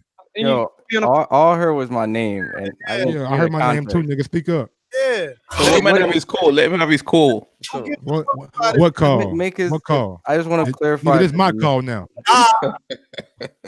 But go ahead, homie. Say what you got to say. yeah, listen, when Wilder 2 weeks ago came out and he said, I don't have to fight AJ for 2 weeks, what, is that not worth talking about? Is that not a show? It is. I think he's been saying that. I think we've been addressed that though. We've been addressed that he's focused on the Tyson Fury fight. He didn't know that this news was gonna break. Frank Warren said that live on air. He means Wilder. I know, that's what I'm saying. He's been focused on the Tyson Fury fight. He said us on our show. He's not worried about AJ right now. Yes, I don't have to fight AJ for 2 years. So what's wrong with? Oh my god! Anyway, what's going on? Where you at, nigga? Doing trash man shit? That's fucking Elms, man. Keep on muting himself. Listen. Who does Wilder fight next? Motherfuckers! Damn! Stop it, nigga. You nigga. This is not the fucking betting show. You are not on. Hey, who does Wilder fight next? Fury. Man, go back and press rewind, man. We already answered that shit. No, I'm asking Mike. Mike, who does Wilder fight next? I just told you Fury. Huh? Tyson Fury. It's the first bid. That's a perfect soundbite. Yes. Who gives a fuck who he fights next? Oh man. Are you done calling? So we can go to the next caller? I guess so. Let's go. Alrighty then. Moving on to KO. Obviously wants boomerang status. What's going on, KO? You back for some more? Yeah, listen, that's the real big question. Who does Wilder fight next? No, I'll be interested. We answered that. But listen, yo, I blame you people that have been calling Fury the what was that? What, the lineal heavyweight champion? Now he has the status of a champion, but he doesn't have to fight mandatories. He doesn't have to do anything. He doesn't have to be involved in prospects. He's milking that status now, and that's what's happening. And that's why he's not going to fight Wilder, because now he can just do whatever he wants to do and still lay claim to this champion status. But he's not really fighting anyone. And listen, what did he say about Miller the other day? He said Miller is a good opponent for AJ. Is he preempting what he wants to do so he can now fight opponents that people don't want to see? Was that a plan all this time along? We don't know. So it's just messed up. You might be onto something there, bro. I feel sorry for Wilder because Wilder doesn't really have any option. Let's face it. You guys are so fucking miserable that you worry about who Wilder's fighting, so you can just throw stones at him. Oh, he's not fighting anybody. You guys are that fucking miserable. Nobody throwing stones at Wilder. You guys are fucking trying to down him because you're like, who's he gonna fight next? If he's not fighting Joshua, if he's not fighting Fury, who's he gonna fight next? Who's he gonna fight next? If AJ was in this position, we'll be asking the same groupies. Cut it. Let's see here. We got Stainless in Detroit. Straight to the point for those with attention deficit. I'm so repetitive, so I gotta repeat. Stainless from the streets to the deep. I'm coming with that heat. All you need to know about me, I'm coming with that heat. If somebody gonna talk logic, it's gonna be Stainless. Watch. What up, Stainless? Yo, what up, though, TBV? Good morning to all my U.S. panelists. Good afternoon, all my UK panelists. Thank you for joining the show. And TBV for life. Oh, I can't get no what up, though? Oh, what's good, Stainless? What's good? What up, though? We're What responding up, when you were though? talking. Tony Harrison, baby.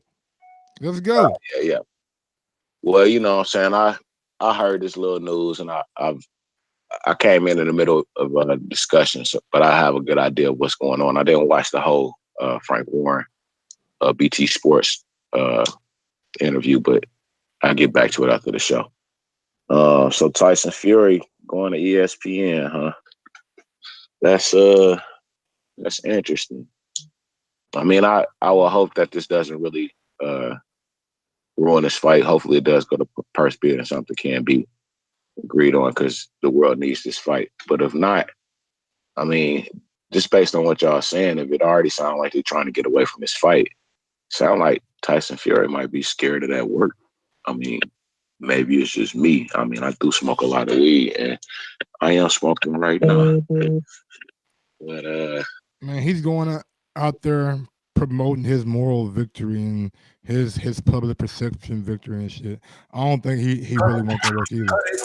Cut it. He felt that power and he understands shit. 12 rounds, but you damn near gotta be perfect not to get hit by the right hand, and it's very, very hard to be perfect 12 rounds. Elms, talk to me. Sorry about that, Elms. What's going on, Elms? Elms couldn't wait to get on. Why'd you bring up Dillian White?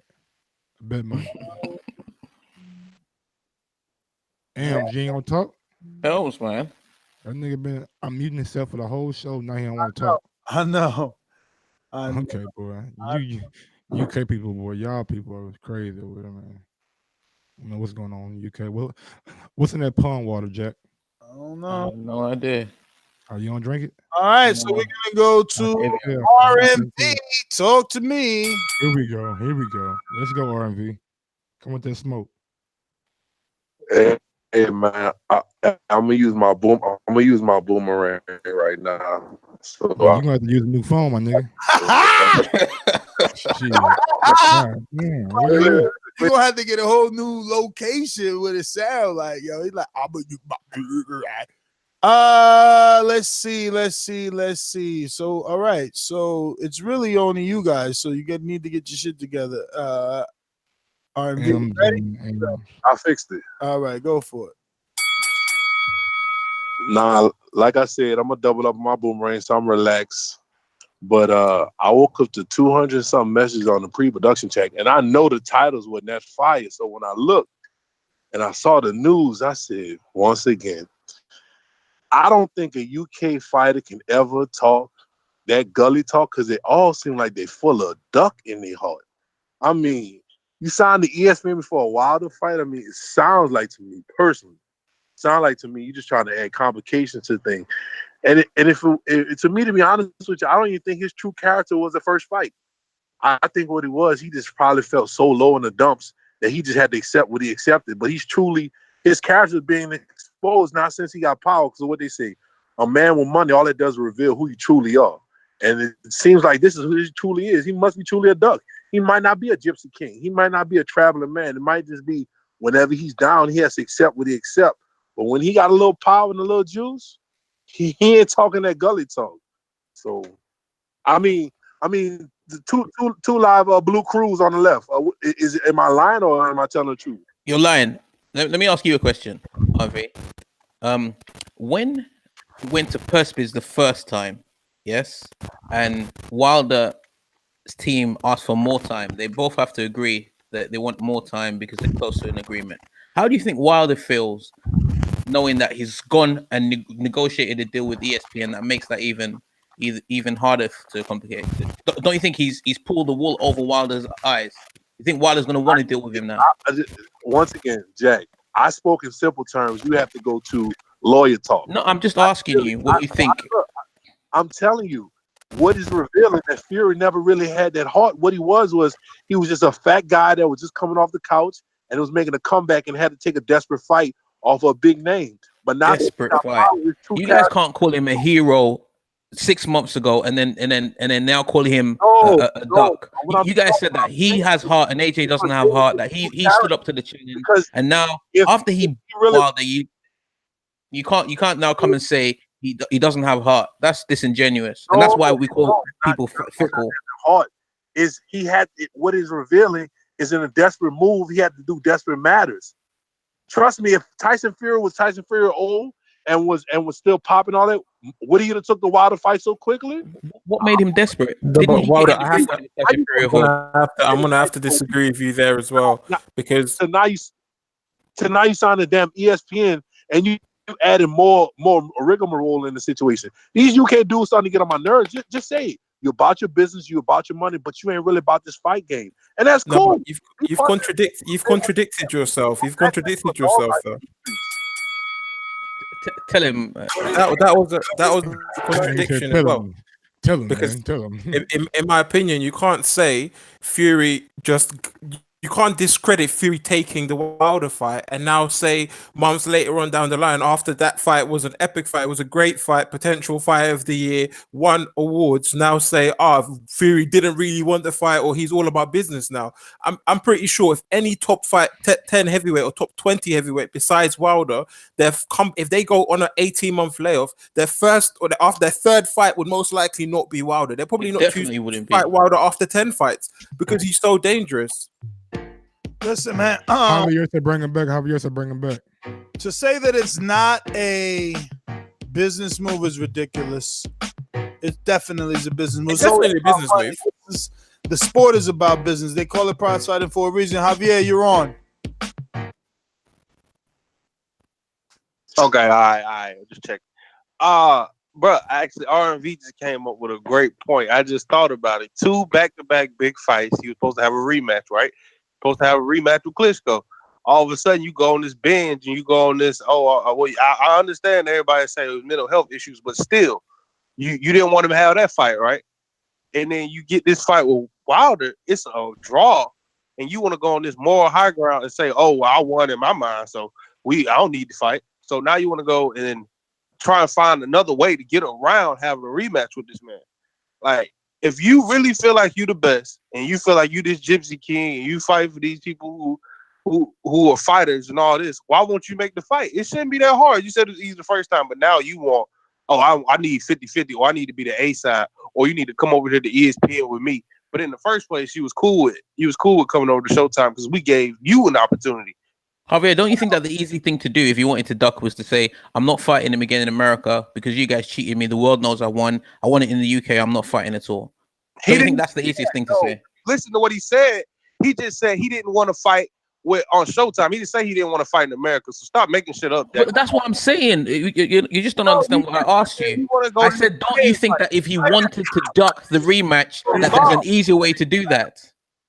All right. Stainless. Everybody boomeranging. Of course, that's what I was on though. You know what I'm saying? Fury don't want that work from Wilder. You know what I'm saying? You could tell his face when he got hit, man, that nigga relive that shit every morning when he wake up, I can guarantee you. And he ain't trying to get that work. So of course he gonna go to ESPN, because if it go to purse bid, he gonna come up with some other excuse, like Jack the Truth just alluded to. That's why keeping that shit in the pocket. So when it do come down to the fight, you can be like, well, if it ain't in the UK, this and that. So you can do everything else to keep that shit from happening, man. What we need to do is really discuss the real truth, which is Wilder is the king of the motherfucking heavyweight division, because Tyson Fury don't even want that work no more. So come on with that shit, man. As I always say, please make sure that you push the thumbs up and share this in every episode of the Boxing Voice podcast. TBV for life. I'm out, man. Peace. Well, Wilder knows I sent him the tweet of Top Rank with the Fury announcement, and he just thumbs upped it. So I don't know. We'll see. Joel on the brand. Yeah, he ain't phased by it, bro. We probably just, you know what I'm saying, all just reaching, bro. This fight could still possibly happen. You know what I'm saying? Go to purse bid or before purse bid, negotiation play out where they could work something out. So man, anything is possible. Joel. Yeah, I'm gonna use the logic. I'll say with this move that it's sounding like Fury is ducking. But at the same time, when we go to the business perspective, Fury think like he is the man. So the only way to get a leverage for him to ask 50-50 on that fight is to have a backing. And they feel like they need top rank. But if this fight doesn't happen, it is a duck.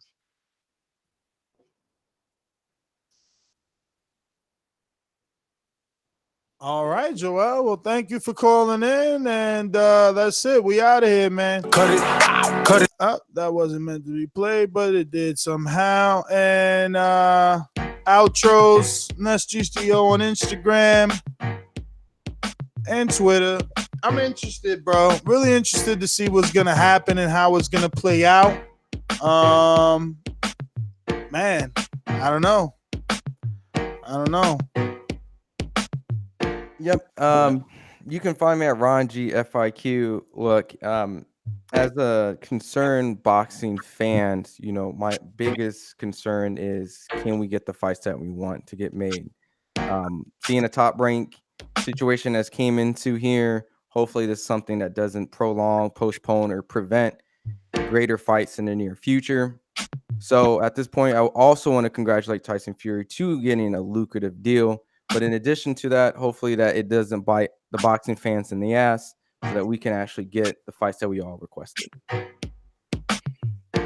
Yeah, this is Jack is the Truth on Twitter, because what's IG? I just like to say shout out to Ness, because despite all the hate that he gets, he actually allowed 2 UK guys on the panel to give him that work. So shout out to Ness. Yeah. True, and in true UK fashions, all you did was hold your high guard and take fucking shots. Now we bodied you like AJ does, like AJ would do to Wilder when they meet. Timber, like he did to Takum or Joseph Parker. Yeah, you knocked Takum out, didn't you know? Fake stoppage. Anyway, it's Jack the Truth. Appreciate the time. Any last super chats before the? Did a Congo? We'll see. Is it there? Maybe sleep. We got super chat was RMV. Call me Jack. I'm big boy. Clipper Game says at the sheep comment, laughing out loud, 3 emojis. Love it. Love from India. That's what's up. No, excuse me, Indiana. Sorry. I love Muff Die says funny because everyone getting a deal except Wilder. I love Muff Die. Come back and say, imagine if Wilder had this deal. Ness dick be dripping, Mike be licking it all sort of your dick riding out. Wilder, he's freezing his nuts off.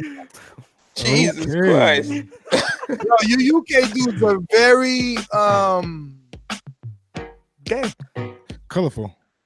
Oh my But no, look, I don't even know what he was getting at, because I thought I've been saying from the beginning, I thought that's what Jack was upset at, that I flip-flopped from the beginning. I said this is a great deal for Fury. For Fury. Yeah, definitely is a great deal for Fury. I didn't even know the 80 million. I'm hearing everybody spit out this 80. Where's this coming from? I don't think the 80 million for Fury is it. That's what they say. No. I think the whole thing is, why don't they give Fury the $80 million deal that allegedly for Wilder? Okay. No, Well, I was gonna give AJ. Giving Wilder. Well, you know, the 50 million and then the 30 million in the No. rematch. I thought Fury's ESPN deal was like 80 million over 3 years or some shit. Oh, is that what he got? 3 fights, $80 million. Apparently. Oh, 80 million 5-fight deal. Sorry, 5-fight deal. Where's the source? ESPN? I'll look Yeah, for it now. finally, that's all right. Yeah, we can't go without knowing that shit. Fuck. That's crazy. But yeah, I think it's a good. In the chat. I think it's a good deal for. See? Yeah, and everything. I think it's a good deal for Fury. I think it's intriguing to see where the fight goes from here. And the purse bid, if it goes to purse bid, it's going to be very exciting for both fighters, and both fighters should be paid well. But I'm just not. I don't know, man. Showtime. I just think they should have tried to do more to keep Fury over there. But maybe it was just Man, don't want to be capped. Yeah, that's true. That's absolutely true. So, but yeah, you can find me on IG at Gross1911 and on Twitter at Gross2312. 5 fights, $80 million. Whoa. When you felt the power of Thor, you don't want it no more. I am Ness, GTL, Instagram, and Twitter. Akan, you gonna say something this time? Because we out. You muted, man. We out.